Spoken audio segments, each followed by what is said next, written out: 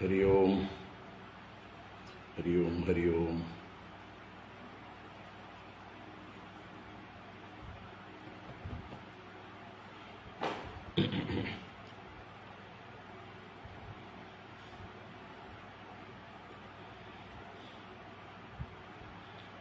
ഹരി ഓം. എല്ലാവർക്കും നമസ്കാരം. എല്ലാവർക്കും സുപ്രഭാതം, ശുഭദിനം, സുസ്വാഗതം.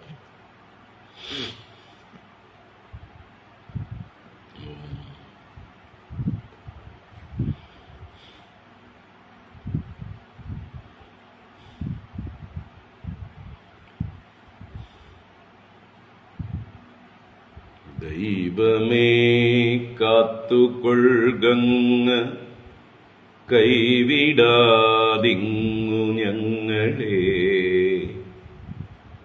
നാവികൻ നീ ഭവാബ്ദിക്കോരാവിവൻ തോണി നിൻപദം. ഒന്നൊന്നായി എണ്ണി എണ്ണി തൊട്ടെണ്ണം പൊരുളൊടുങ്ങിയാൽ നിന്നിടും ദൃക്കുപോലുള്ളം നിന്നിലസ്പന്ദമാകണം. അന്നവസ്ത്രാദിമുട്ടാതെ തന്നു രക്ഷിച്ചു ഞങ്ങളെ. ധന്യരാക്കുന്ന നീ ഒന്നു തന്നെ ഞങ്ങൾക്കു തമ്പുരാൻ. ആഴിയും തിരയും കാറ്റും ആഴവും പോലെ മായയും നിൻമഹിമയും നീയുമെന്നുള്ളിലാകണം. നീയല്ലോ മായയും മായാവിയും മായാവിനോദനും. നീയല്ലോ മായയെ നീക്കി സായുജ്യം നൽകുമാര്യനും. നീയല്ലോ സൃഷ്ടിയും സ്രഷ്ടാവായതും സൃഷ്ടിജാലവും. നീയല്ലോ സൃഷ്ടിയെ നീക്കി സായുജ്യം. കൺഫ്യൂസ്ഡായി. നീയല്ലോ സൃഷ്ടിക്കുള്ള സാമഗ്രിയായതും. ശ്ലോകങ്ങൾ ഓർഡർ മാറിപ്പോയി. നീ സത്യം ജ്ഞാനമാനന്ദം, നീ തന്നെ വർത്തമാനവും ഭൂതവും ഭാവിയും. ഓതും മൊഴിയുമോർക്കിൽ നീ അകവും പുറവും തിങ്ങും മഹിമാവർണ്ണ നിൻപദം. പുകഴ്ത്തുന്നു ഞങ്ങളങ്ങ് ഭഗവാനെ. ജയിക്കുക ജയിക്കുക മഹാദേവ ദീനാവനപരായണ. ജയിക്കുക ചിദാനന്ദ ദയാസിന്ധോ. ജയിക്കുക ആഴമേറും നിൻമഹസ്സാം ആഴിയിൽ ഞങ്ങളാകവേ. ആഴണം വാഴണം നിത്യം, വാഴണം വാഴണം സുഖം. വാഴണം വാഴണം നിത്യം, വാഴണം വാഴണം സുഖം. ഹരി ഓം ഹരി ഓം.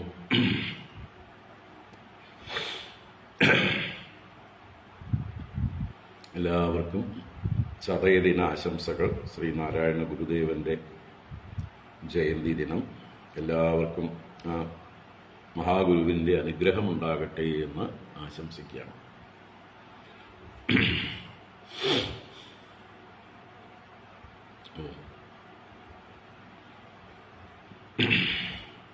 എല്ലാവർക്കും ഭാഗവത ജ്ഞാനഗംഗയിലേക്കും സുസ്വാഗതം. ഓം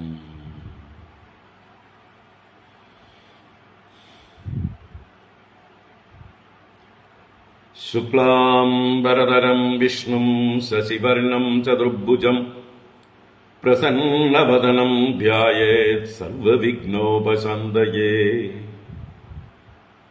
ഗുരവേ സർവലോകാനാം ഭിഷജേ ഭവരോഗിണാം നിധയേ സർവവിദ്യാനാം ദക്ഷിണാമൂർത്തയേ നമഃ. ജന്മാദ്യസ്യ യതോന്വയാദിതരതശ്ചാർത്തേഷ്വഭിജ്ഞസ്വരാട് തേനേ ബ്രഹ്മഹൃദായ ആദികവയേ മുഹ്യന്തി യത്സൂരയഃ. തേജോ വാരിമൃതാം യദാ വിനിമയോ യത്ര ത്രിസർഗോ മൃഷാ ധാംനാ സ്വേന സദാ നിരസ്തകുഹകം സത്യം പരം ധീമഹി. ധർമ്മഃ പ്രോജ്ജിതകൈതവോത്രപരമോ നിർമ്മത്സരാണാം സതാം വേദ്യം വാസ്തവമത്ര വസ്തു ശിവദം താപത്രയോന്മൂലനം. ശ്രീമദ്ഭാഗവതേ മഹാമുനികൃതേ കിം വാ പരൈരീശ്വരഃ സദ്യോ ഹൃദ്യവരുധ്യതേത്ര കൃതിഭിഃ ശുശ്രൂഷുഭിസ്തൽക്ഷണാത്. നിഗമകൽപതരോർഗളിതം ഫലം സുഖമുഖാദമൃതദ്രവസംയുതം പിബത ഭാഗവതം രസമാലയം മുഹുരഹോ രസികാ ഭുവി ഭാവുകാഃ. നാരായണം നമസ്കൃത്യ നരം ചൈവ നരോത്തമം ദേവീം സരസ്വതീം വ്യാസം തതോ ജയമുദീരയേത്. യം പ്രവ്രജന്തമനുപേതമപേതകൃത്യം ദ്വൈപായനോ വിരഹകാതര ആജുഹാവ. പുത്രേതി തന്മയതയാ തരവോഭിനേദുഃ തം സർവഭൂതഹൃദയം മുനിമാനതോസ്മി. യസ്വാനുഭാവമഖിലശ്രുതിസാരമേകം അധ്യാത്മദീപമതിതിതീർഷതാം തമോന്തം. സംസാരിണാം കരുണയാഃ പുരാണഗുഹ്യം തം വ്യാസസൂനുമുപയാമി ഗുരും മുനീനാം. മൂകം കരോതി വാചാലം പങ്കും ലംഘയതേ ഗിരിം യത്കൃപാതമഹം വന്ദേ പരമാനന്ദമാധവം. യം ബ്രഹ്മാ വരുണേന്ദ്രരുദ്രമരുതഃ സ്തുന്വന്തി ദിവ്യൈസ്തവൈഃ വേദൈഃ സാംഗപദക്രമോപനിഷദൈഃ ഗായന്തി യം സാമഗാഃ. ധ്യാനാവസ്ഥിതതദ്ഗതേന മനസാ പശ്യന്തി യം യോഗിനോ യസ്യാന്തം ന വിദുഃ സുരാസുരഗണാഃ. ദേവായ തസ്മൈ നമഃ. കോമളം കൂജയൻ വേണും ശ്യാമളോയം കുമാരകഃ വേദവേദ്യം പരം ബ്രഹ്മ ഭാസതാം പുരതോ മമ. ഭൂതൈർമഹദ്ഭിർയയിമാ പുരോ വിഭുഃ നിർമായശേതേ യദമൂഷു പൂരുഷഃ. ഭുങ്ക്തേ ഗുണാൻ ഷോഡശാത്മകഃ സോലങ്കൃഷീഷ്ട ഭഗവാൻ വജാംസി മേ. സച്ചിദാനന്ദരൂപായ വിശ്വോത്പത്യാദിഹേതവേ താപത്രയ വിനാശായ ശ്രീകൃഷ്ണായ വയം നുമഃ. കൃഷ്ണായ വാസുദേവായ ഹരയേ പരമാത്മനെ പ്രണതക്ലേശനാശായ ഗോവിന്ദായ നമോ നമഃ. കൃഷ്ണായ വാസുദേവായ ദേവകീനന്ദനായ ച നന്ദഗോപകുമാരായ ഗോവിന്ദായ നമോ നമഃ. നമഃ പങ്കജനാഭായ നമഃ പങ്കജമാലിനേ നമഃ പങ്കജനേത്രായ നമസ്തേ പങ്കജാംഗ്രയേ. പീതാംബരം കരവിരാജിതശംഖചക്രകൗമോദകീ സരസിജം കരുണാസമുദ്രം രാധാസഹായമതിസുന്ദരമന്ദഹാസം വാതാലയേശമനിശം ഹൃദി ഭാവയാമി. വാതാലയേശമനിശം ഹൃദി ഭാവയാമി. ഓം നമോ ഭഗവതേ വാസുദേവായ. ഓം നമോ നാരായണായ. ശ്രീ ഗുരുവായൂരപ്പ ശരണം. ഓം നമഃ പരമഋഷിഭ്യോ നമഃ പരമഋഷിഭ്യഃ. ശ്രീ ഗുരുഭ്യോ നമഃ. നാരായണ. ഹരി ഓം. എല്ലാവർക്കും നമസ്കാരം. എല്ലാവർക്കും സുപ്രഭാതം, ശുഭദിനം, സുസ്വാഗതം. എല്ലാവർക്കും ഒരിക്കൽ കൂടെ ശ്രീനാരായണ ഗുരുദേവന്റെ ജയന്തി ദിന ആശംസകൾ.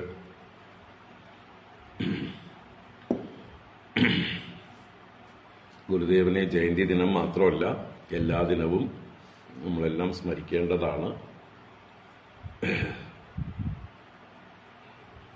നമ്മുടെ ഗുരുപരമ്പരാ സ്മരണയിൽ എപ്പോഴും ഗുരുദേവനും നിറഞ്ഞു നിൽക്കണം.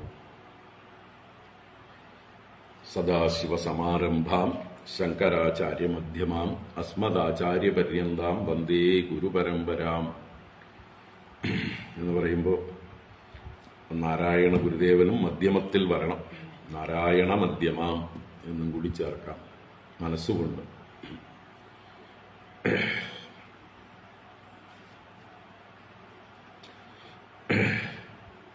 നാരായണ ഗുരുവിനെ സ്മരിച്ചുകൊണ്ട് അദ്ദേഹം സനാതനധർമ്മത്തിന്, ഭാരതത്തിന്, കേരളത്തിന് ചെയ്തതായിട്ടുള്ള സംഭാവനകളെയെല്ലാം നമുക്ക് കൃതജ്ഞതാപൂർവം സ്മരിക്കാം. അദ്ദേഹത്തിൻ്റെ ഉപദേശങ്ങളും സന്ദേശങ്ങളും പ്രവർത്തനങ്ങളും അനുസ്മരിക്കുകയും പിന്തുടരുകയും ചെയ്യാം. അതാണ് ഗുരുദേവ ജയന്തി ദിനത്തിൽ നമ്മൾ അദ്ദേഹത്തിന് കൊടുക്കുന്ന ഒരു വാഗ്ദാനം, ഒരു പ്രതിജ്ഞ. അങ്ങയുടെ മാർഗത്തിൽ തന്നെ ഞങ്ങൾ സഞ്ചരിച്ചു കൊള്ളാം, അങ്ങ് കാണിച്ചു തന്ന വഴിയിലൂടെ തന്നെ സഞ്ചരിച്ചു കൊള്ളാം എന്നുള്ള ഒരു സങ്കല്പം.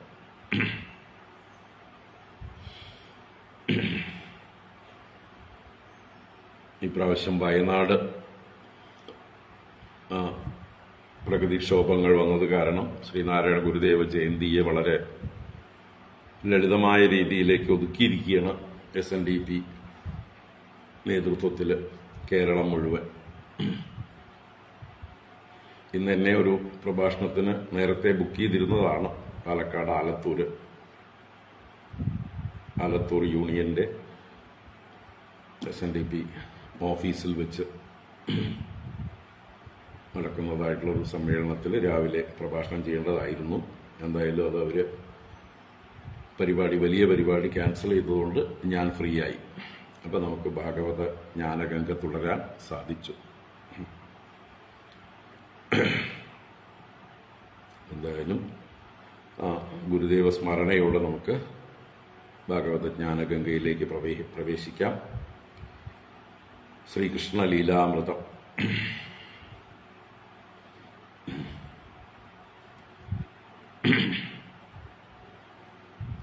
ശ്രീകൃഷ്ണ ലീലാമൃതം നമ്മൾ ആരംഭിച്ച് 2 ക്ലാസ്സുകൾ കഴിഞ്ഞു. ഇന്ന് 3ാമത്തെ ക്ലാസ്സാണ്. ഭാഗവതം ദശമസ്കന്ധം പ്രഥമ അധ്യായം നമുക്ക് വായിക്കാം, എന്നിട്ട് തുടരാം.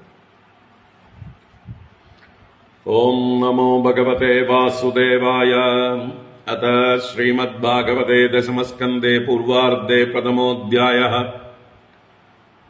രാജോവാച കഥിതോ വംശവിസ്താരോ ഭവതാ സോമസൂര്യയോഃ രാജ്ഞാം ചോഭയവംശ്യാനാം ചരിതം പരമാദ്ഭുതം യതോശ്ച ധർമ്മശീലസ്യ നിതരാം മുനിസത്തമ തത്രാംശേനാവതീർണസ്യ വിഷ്ണോർവീര്യാണി ശംസനഃ അവതീര്യ യദോർവംശേ ഭഗവാൻ ഭൂതഭാവനഃ കൃതവാൻ യാനി വിശ്വാത്മാ താനി നോ വദ വിസ്തരാത് നിവൃത്തതർഷൈരുപഗീയമാനാത് ഭവൗഷധാത് ശ്രോത്രമനോഭിരാമാത് കൗത്തമശ്ലോകഗുണാനുവാദാത് പുമാൻ വിരജ്യേത വിനാ പശുഘ്നാത് പിതാമഹാമേ സമരമരഞ്ജയൈഃ ദേവവ്രതാദ്യാദിരഥൈസ്തിമിംഗിലൈഃ ദുരത്യയം കൗരവസൈന്യസാഗരം കൃത്വാ തരൻ വത്സപദം സ്മയത്പ്ലവാഃ ദ്രൗണ്യസ്ത്രവിപ്ലുഷ്ടമിദം മദംഗം സന്ധാനബീജം കുരു പാണ്ഡവാനാം ജുഗോപകുക്ഷിംഗത ആപ്തചക്രോ മാതുശ്ച മേ യശരണം ഗദായാഃ വീര്യാണി തസ്യാഖില ദേഹഭാജാം അന്തർബഹിഃ പൂരുഷകാലരൂപൈഃ പ്രയച്ഛതോ മൃത്യുമുതാമൃതം ച മായാമനുഷ്യസ്യ വദസ്വ വിദ്വന് रोहिण्यास्तनयः प्रोक्तो रामः सङ्घर्षणस्त्वया देवक्या गर्भसम्बन्धः कुतो देहान्तरम् विना कस्मान्मुकुन्दो भगवान् पितृगेहात् व्रजङ्गतः क्व वा संज्ञादिभिः सार्धम् कृतवान् सात्वताम् पतिः व्रजे वसन् किमकरोत् मधुपुर्याम् च केशवः भ्रातरम् चावदीत्कंसम् मातुरब्धाददर्हणम् ദേഹം മാനുഷമാശ്രിത്യ കതിവർഷാണി വൃഷ്ണിഭിഃ യദുപുര്യാം സഹാവാൽസീത് പത്ന്യഃ കത്യഭവൻ പ്രഭോഃ ഏതദന്യच्च സർവം മേ മുനേ കൃഷ്ണവിചേഷ്ടിതം വക്തുമർഹസി സർവജ്ഞാ ശ്രദ്ധധാനായ വിസ്തൃതം നൈഷാതി ദുസ്സഹാക്ഷുന്മാം ത്യക്തോദമപി ബാധതേ പിബന്ധം ത്വന്മുഖാംബോജച്യുതം ഹരികഥാമൃതം सूत उवाच एवं निशम्य भृगुनन्दन साधुवादं वैयासगिः स भगवानद विष्णुरातम् प्रत्यर्च्य कृष्णचरितं कलिकल्मषघ्नं व्याहर्तुमारभत भागवत प्रदानः श्रीशुक उवाच सम्यक् व्यवसिता बुद्धिः तव राजर्षि सत्तम वासुदेव कदायां ते यज्जाता नैष्टिकीरतिः वासुदेव कदा प्रश्नः पुरुषान् त्रीन् पुनादिः वक्तारम् पृच्छकम् श्रोतॄन् तत्पादसलिलम् यदा भूमिर्दृप्तनृपव्याजदैत्यानीकशतायुधैः आक्रान्ता भूरिभारेण ब्रह्माणम् शरणम् ययौ गौर्भूत्वाश्रुमुखी गिन्ना क्रन्दन्ती करुणम् विभोः उपस्थितान्तिके तस्मै व्यसनम् स्वम् अवोचताम् ब्रह्मा तदुपधार्यादा सह देवैस्तया सह जगामसत्रिनयनः तीरम् क्षीरपयोनिधेः तत्र गत्वा जगन्नाथम् देवदेवम् वृषाकपिम् पुरुषम् पुरुषसूक्तेन उपतस्थे समाहितः गिरम् समादौ गगने समीरिताम् निशम्य वेदास्त्रिदशानुवाचः गाम् पौरुषीम् मे शृणुदामरा पुनर्विधीयतामाशु तदैवमाचिरम् पुरैव पुंसावधृतोधराज्वरो भवद्भिरम् शैर्यदुषूपजन्यताम् स यावदुर्व्याभरमीश्वरेश्वरः स्वकालशक्त्या क्षपयन् चरेद्भुवि वसुदेव गृहे साक्षात् भगवान् पुरुषः परः जनिष्यते तल्प्रियार्थम् सम्भवन्तु सुरस्त्रियः वासुदेव कलानन्दः सहस्रवदनस्वराड् अग्रतो भविता देवो हरेः प्रियचिकीर्षया विष्णोर्माया भगवती यया सम्मोहितम् जगत् आदिष्टा प्रपुणांशेन कार्यार्थे सम्भविष्यति श्रीशुक उवाच इत्यादिश्यामरगणान् प्रजापतिपतिर्विभुः आश्वास्य च महीम् गिर्भिः स्वधाम परमम् ययौ शूरसेनो यदुपतिः മധുരാമാവസൻ പുരീം മാധുരാൻ ശൂരസേനാംശ്ച വിഷയാൻ ബുഭുജേ പുരാ രാജധാനി തതഃ സാഭൂത് സർവയാദവ ഭൂഭുജാം മധുരാ ഭഗവാൻ യത്ര നിത്യം സന്നിഹിതോ ഹരിഃ തസ്യാം തു കർഹിചിത് ശൗരിഃ വസുദേവ കൃതോദ്വഹഃ ദേവക്യാ സൂര്യയാ സാർദ്ധം പ്രയാണേ രഥമാരുഹത് ഉഗ്രസേന സുതഃ കംസഃ സ്വസുപ്രിയചികീർഷയാ രശ്മീൻ ഹയാനാം ജഗ്രാഹ രൗക്മൈരഥശതൈർവൃതഃ ചതുഃശതം പാരിബർഹം ഗജാനാം ഹേമമാലിനാം അശ്വാനാമയുതം സാർദ്ധം രഥാനാം ച ത്രിഷക്ഷതം ദാസീനാം സുകുമാരീണാം ദ്വേഷത്തെ സമലങ്കൃതേ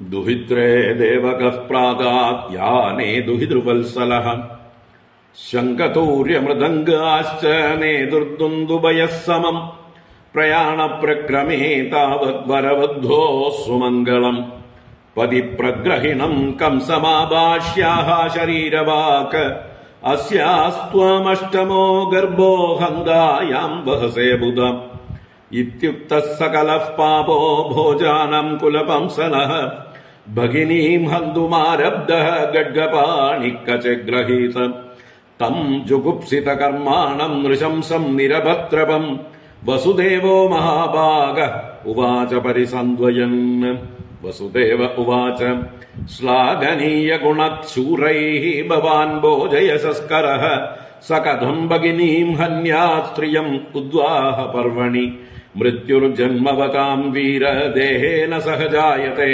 അദ്യവാബ്ദശതാം ദേവ മൃത്യുർവൈ പ്രാണിനാം ധ്രുവഃ ദേഹേ പഞ്ചത്വമാപന്നേ ദേഹി കർമാനുഗോ അവശഃ ദേഹാന്തരമനുപ്രാപ്യ പ്രാക്തനം ത്യജതേ വപുഃ വ്രജം തിഷ്ഠൻ പദൈകേന യദൈവേഗേന ഗച്ഛതി യഥാ തൃണജളുകൈവം ദേഹി കർമ്മഗതിം ഗതഃ സ്വപ്നേ യദാ പശ്യതി ദേഹമീദൃശം മനോരഥേനാഭിനിവിഷ്ടചേതനഃ ദൃഷ്ടശ്രുതാഭ്യാം മനസാനുചിന്തയൻ പ്രപദ്യത്തെ തൽക്കിമഭിഹ്യപസ്മൃതിഃ യതോ യതോ ധാവതി ദൈവചോദിതം മനോവികാരാത്മകമാപ പഞ്ചസു ഗുണേഷു മായാരചിതേഷു ദേഹ്യസൗ പ്രപദ്യമാനഃ സഹ തേന ജായത്തെ ജ്യോതിർയദൈവോദക പാർത്ഥിവേശ്വതഃ സമീരവേഗാനുഗതം വിഭാവ്യത്തെ ഏവം സ്വമായാരചിതേഷസൗ പുമാൻ ഗുണേഷു രാഗാനുഗതോ വിമുഹ്യതി തസ്മാന്ന കസ്യചിദ്രോഹമാചരേത് സ തദാവിദഃ ആത്മനക്ഷേമമന്വിച്ഛൻ ദ്രോഗ്ധുർവൈ പരതോ ഭയം ഏഷാ തവാനുജാ ബാല കൃപണാ പുത്രികോപമാ ഹന്തും നാർഹസി കല്യാണീം ഇമാം ത്വം ദീനവത്സലഃ ശ്രീശുക ഉവാച ഏവം സസ്സാമഭിർഭേദൈഃ ബോധ്യമാനോപി ദാരുണഃ നന്യവർത്തത കൗരവ്യ പുരുഷാദാൻ അനുവ്രതഃ നിർബന്ധം തസ്യ തം ജ്ഞാത്വാ വിചിന്യാനഗതുന്ദുഭിഃ പ്രാപ്തം കാലം പ്രതിവ്യോഢും ഇദം തത്രാന്വപദ്യത മൃത്യുർബുദ്ധിമദാപോഹ്യോ യാവത് ബുദ്ധിബലോദയം യദ്യസൗ ന നിവർത്തേത നാപരാധോസ്തി ദേഹിനഃ പ്രദായ മൃത്യവേ പുത്രാൻ മോചയേ കൃപണാമിമാം സുതാ മേ യദി ജായേരൻ മൃത്യുർവാ ന മ്രിയേത ചേത്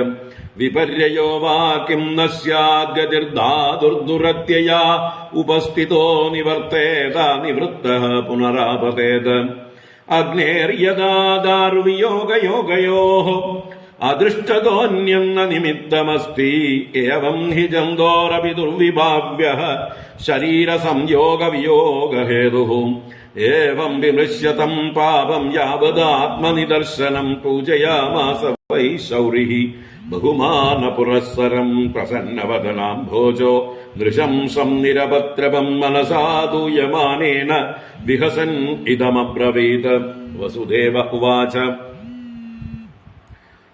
നഹ്യസ്യാസ്തേ ഭയം സൗമ്യ യദ്വാഗാഹാ ശരീരിണി പുത്രാൻ സമർപ്പയിഷ്യേസ്യാഹ യതസ്തേ ഭയമുത്ഥിതം. ശ്രീശുക ഉവാച സ്വസുർവധാന്നിവൃതേ കംസസ്തദ്വാക്യസാരമിത് വസുദേവോപിതം പ്രീതഃ പ്രശസ്യ പ്രാവിശദ്ഗൃഹം. നാരായണം. സർവത്ര ഗോവിന്ദനാമ സങ്കീർത്തനം. ഗോവിന്ദ ഗോവിന്ദ. നാരായണാഖില ഗുരോ ഭഗവൻ നമസ്തേ. നാരായണാഖില ഗുരോ ഭഗവൻ നമസ്തേ. നാരായണാഖില ഗുരോ ഭഗവൻ നമസ്തേ.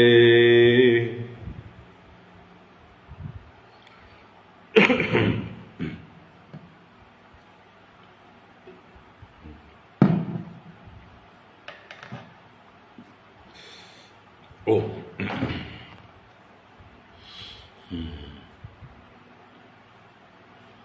ഹരി ഓം. എല്ലാവർക്കും ഒരിക്കൽ കൂടെ നമസ്കാരം. എല്ലാവർക്കും സുപ്രഭാതം, ശുഭദിനം, സുസ്വാഗതം,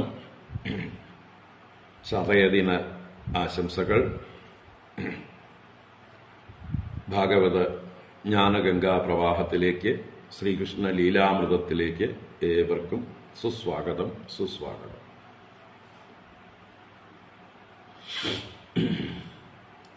നാരായണ.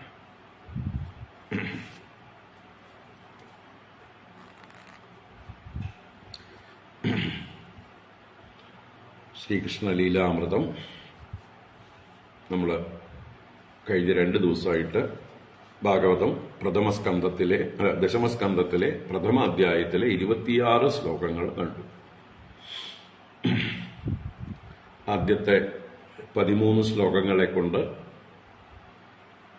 പരീക്ഷിത്ത് മഹാരാജാവ് ഭഗവാന്റെ കഥകൾ വിസ്തരിച്ച് കേൾക്കാനുള്ളതായിട്ടുള്ള തന്റെ ശ്രദ്ധയെ, അതിയായ താല്പര്യത്തെ, ഭഗവാന്റെ കഥ എത്ര കേട്ടിട്ടും മതിയാവുന്നില്ല എന്നും തനിക്ക് മറ്റൊന്നും ചിന്തയില്ല എന്നും വളരെ വ്യക്തമായി ആ ഗുരുവിന്റെ മുമ്പിൽ അവതരിപ്പിച്ചത് കണ്ടു. അതിൽ വളരെ സന്തുഷ്ടനായിട്ടുള്ള ശ്രീശുക ബ്രഹ്മർഷി പരീക്ഷത്തിനെ അഭിനന്ദിച്ചുകൊണ്ട് ആരംഭിച്ചു എന്ന് പറഞ്ഞു. 15ഉം 16ഉം ശ്ലോകങ്ങളിലൂടെ ആ ശ്രീശുക ബ്രഹ്മർഷി പരീക്ഷത്തിനെ അഭിനന്ദിച്ച വരികളാണ്. അങ്ങയുടെ ബുദ്ധി വേണ്ടതുപോലെ ഉറച്ചിരിക്കുന്നു, ശരിയായ കാര്യത്തിലാണ് ഉറച്ചിരിക്കുന്നത്, അല്ലേ? ശ്രീശുക ബ്രഹ്മർഷി പരീക്ഷത്തിന് ഭാഗവതം ഉപദേശിക്കാൻ തുടങ്ങിയപ്പോ എന്താ പറഞ്ഞത്? ജന്മലാഭ പരപുംസാം അന്തേ നാരായണ സ്മൃതി. ദ്വിതീയ സ്കന്ധത്തിന്റെ ആരംഭത്തിൽ 1-ാം അധ്യായത്തിൽ കണ്ടു. ജന്മലാഭ പരപുംസാം അന്തേ നാരായണ സ്മൃതി. ഒരു മനുഷ്യന് അല്ലെങ്കിൽ പുംസാം എല്ലാ മനുഷ്യർക്കും പരഹ ജന്മലാഭ, ഏറ്റവും വലിയ ജന്മലാഭം, ജന്മം കൊണ്ട് സാധിക്കാനുള്ളതിൽ വെച്ച് ദ ഒപ്റ്റിമം, ദ മാക്സിമം എന്താണെന്നാണ് പറഞ്ഞത്, അല്ലേ? അന്തേ നാരായണ സ്മൃതി. അന്ധകാലത്ത് മരണം അടുക്കുന്നതായിട്ടുള്ള സമയത്ത് ഭഗവത് സ്മരണയുണ്ടാവുക എന്നുള്ളതാണ് ഏറ്റവും വലിയ ലാഭം. ഈ ജന്മത്തിൽ സാധിക്കുന്ന ഏറ്റവും വലിയ നിധി അതാണ് നമുക്ക്. അപ്പൊ അതാണ് ഇവിടെ ശ്രീ ശുകബ്രഹ്മർഷി പരീക്ഷത്തിനോട് പറയുന്നതും. ഹേ രാജർഷി സത്തമ തവ ബുദ്ധി സമ്യക് വ്യവസിത. ആ പരമമായിട്ടുള്ള ലാഭത്തിലേക്കാണ് അങ്ങയുടെ മനസ്സുറച്ചിരിക്കുന്നത്. ഇപ്പൊ അങ്ങയുടെ അന്ത്യകാലം അടുത്തിരിക്കുകയാണ്. ഇനി 3 ദിവസമേ ഉള്ളൂ. 4-ാമത്തെ ദിവസം കഴിയാറായി. അപ്പൊ 7-ാം ദിവസം തക്ഷകൻ കടിച്ച് അങ്ങയുടെ ദേഹം പോകും. അതിനു മുമ്പ് തന്നെ അങ്ങയുടെ ബുദ്ധി ഉറച്ചു കഴിഞ്ഞിരിക്കുന്നു, ഭഗവാനിലേക്ക് മനസ്സ് ഉറച്ചിരിക്കുന്നു. കാരണം അങ്ങയുടെ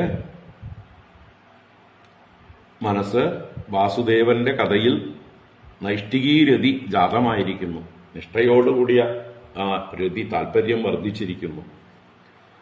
ഈ ഭഗവാനെ കുറിച്ചിട്ടുള്ളതായിട്ടുള്ള കഥകള് 3 കൂട്ടരെ പവിത്രീകരിക്കുന്നു. ഭഗവാന്റെ പാദതീർത്ഥമായ ഗംഗയെ പോലെ എന്ന് പറഞ്ഞു. ചോദിക്കുന്നവനെയും പറയുന്നവനെയും കേൾക്കുന്നവനെയും പവിത്രമാക്കുന്നതാണ് ഈ ഭഗവാന്റെ കഥകൾ. ഉത്തമ ശ്ലോകനാണ് ഭഗവാൻ. അപ്പോ അങ്ങനെ പറഞ്ഞുകൊണ്ട് പ്രശംസിച്ച് ആ ഭഗവാന്റെ അവതാര സന്ദർഭം യഥാ യഥാ ഹി ധർമ്മസ്യ ഗ്ലാനിർഭവതി എന്നുള്ളത് പറയാനായിക്കൊണ്ട്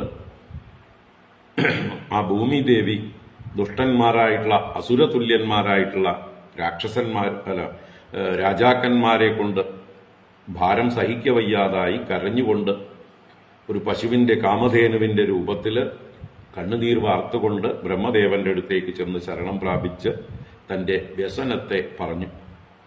ഈ സമയത്ത് ബ്രഹ്മദേവൻ ദേവന്മാരെയും ത്രിനയനനെയും കൂട്ടിക്കൊണ്ട്, മഹാദേവനെയും കൂട്ടിക്കൊണ്ട് ക്ഷീരപയോനിദേഹേ തീരം ജഗാമ, ആ പാൽക്കടലിന്റെ തീരമായ ശ്വേതദ്വീപിൽ ഭഗവാൻ വസിക്കുന്നതായിട്ടുള്ള ആ ശേഷശായിയായി നാരായണനായി ഭഗവാൻ ശയിക്കുന്നതായിട്ടുള്ള സ്ഥാനത്തേക്ക് ചെന്നു. അവിടെ ചെന്ന് ആ വൃഷാകവിയായ അനുഗ്രഹവർഷം ചെയ്യുന്നവൻ, എല്ലാവരുടെ ദുഃഖങ്ങളെയും ദുരിതങ്ങളെയും പാപങ്ങളെയും ഇളക്കിക്കളയുന്നവനായിട്ടുള്ള ആ ദേവദേവനും ജഗന്നാഥനുമായ ഭഗവാനെ, പുരുഷനെ പുരുഷസൂക്തേന ഉപതസ്തേ, പുരുഷസൂക്തം കൊണ്ട് ഉപാസിച്ചു, സ്തുതിച്ചു. ആ സമയത്ത് ബ്രഹ്മദേവന് മാത്രം തന്റെ സമാധിയില് ഭഗവാന്റെ ശബ്ദം അശരീരിയായി കേട്ടു. ആ ബ്രഹ്മദേവൻ ദേവന്മാരോട് പറഞ്ഞു, ഹേ അമരാഹ പൗരുഷീം ഗാം മേ ശൃണുത, ആ പുരുഷന്റെ വാക്കുകൾ, ഭഗവാന്റെ വാക്കുകൾ എന്നിൽ നിന്ന് കേൾക്കുവിൻ, എന്നിട്ട് പുനർവിധീയതാം ആശു, പിന്നീട് വേണ്ട എന്താണ് ചെയ്യുന്നത് ഭഗവാൻ പറഞ്ഞതുപോലെ തഥാ വിധീയതാം, അപ്രകാരം തന്നെ ചെയ്യുവിൻ, മാ ചിരം വൈകരുത് എന്ന് പറഞ്ഞ് ഭഗവാന്റെ വാക്കുകൾ പറഞ്ഞു. ഭഗവാൻ ആ ഭൂമിദേവിയുടെ വ്യഥയെല്ലാം നേരത്തെ തന്നെ അറിയുന്നുണ്ട്. അതുകൊണ്ട് തന്നെ അത് തീർക്കാനായിക്കൊണ്ട് ഭഗവാൻ ഭൂമിയിൽ അവതരിക്കാൻ തീരുമാനിച്ചിട്ടുണ്ട്. ഈശ്വരേശ്വരനാണ്, സങ്കല്പം കൊണ്ടെല്ലാം നശിപ്പിക്കാൻ കഴിയുന്നവനാണ്. എങ്കിലും ഭഗവാൻ നിങ്ങൾക്കും കൂടി പങ്കാളികളാവാനുള്ള അവസരം നൽകിയിരിക്കുകയാണ്. അങ്ങനെ ഭഗവാൻ ഭൂമിയുടെ ഭാരം കാലശക്തി കൊണ്ട് ക്ഷയിപ്പിക്കുന്നത് വരേക്കും നിങ്ങളും അദ്ദേഹത്തെ സേവിക്കാനായിക്കൊണ്ട് യാദവകുലത്തിൽ ചെന്ന് ജനിക്കുവിൻ. ഭവദ്ഭിരംശൈർ യദുഷു ഉപജന്യതാം സ യാവദുർവ്യാ ഭരമീശ്വരേശ്വര സ്വകാലശക്തിയാ ക്ഷപയൻ ചരേത് ഭുവി. ഭഗവാൻ വസുദേവന്റെ ഗൃഹത്തിൽ ദേവകീ പുത്രനായി ആ പരമപുരുഷൻ ജനിഷ്യത്തെ, അദ്ദേഹത്തിന് പ്രിയം ചെയ്യുവാനായിക്കൊണ്ട് അദ്ദേഹത്തിന്റെ ഭാര്യമാരായിരിക്കുന്ന രുക്മിണ്യാദികളെ സേവിക്കാനായിക്കൊണ്ടും ദേവസ്ത്രീകളെല്ലാം വന്ന് സംഭവിക്കുവിൻ. ഭഗവാന്റെ തന്നെ അംശമായിരിക്കുന്ന സഹസ്രവദനായിരിക്കുന്ന ആ ആദിശേഷൻ ജ്യേഷ്ഠനായിട്ട് വന്ന് ജനിക്കും. അഗ്രതോ ഭവിതാ ദേവ ഹരേഹേ പ്രിയ ചികീർഷയ, ഭഗവാന് പ്രിയം ചെയ്യുവാൻ ഇച്ഛിച്ചുകൊണ്ട്. അതേപോലെ തന്നെ ഭഗവാന്റെ മായാശക്തിയായ ഭഗവതി ഏതൊരുവളാലാണോ ഈ ലോകം മുഴുവൻ മോഹിച്ചിരിക്കുന്നത്, ആ മായ ഭഗവാന്റെ കാര്യം സാധിക്കാൻ ആയിക്കൊണ്ട് അംശേന പ്രഭുണ ആദിഷ്ട സംഭവിഷ്യതി, ഭഗവാനാൽ ആദേശിക്കപ്പെട്ടവളായി തന്റെ അംശത്തോടുകൂടി ആ ദേവിയും ഭൂമിയിൽ വന്ന് പിറക്കും. നന്ദഗോപന്റെ പുത്രിയായി, യശോദയുടെ പുത്രിയായി ആ മഹാദേവി, മായാദേവി, പരാശക്തി, ഭഗവാന്റെ ഇച്ഛാശക്തി തന്നെയാണ് വന്നവതരിക്കും എന്ന് പറഞ്ഞ് ഇങ്ങനെ അമരഗണങ്ങളോടും അതുപോലെ തന്നെ ഭൂമിദേവിയെയും നല്ല വാക്കുകളെ കൊണ്ട് ആശ്വസിപ്പിച്ച് ആ പ്രജാപതിപതിയായ ബ്രഹ്മദേവൻ സ്വധാമത്തിലേക്ക് യാനം ചെയ്തു, തന്റെ ബ്രഹ്മലോകത്തിലേക്ക് മടങ്ങിപ്പോയി എന്ന് പറഞ്ഞു. ഇതുവരെയാണ് നമ്മൾ ഇന്നലെ പറഞ്ഞു നിർത്തിയത്. ഇന്ന് നമുക്ക് അതിൽ നിന്ന് തുടരാം.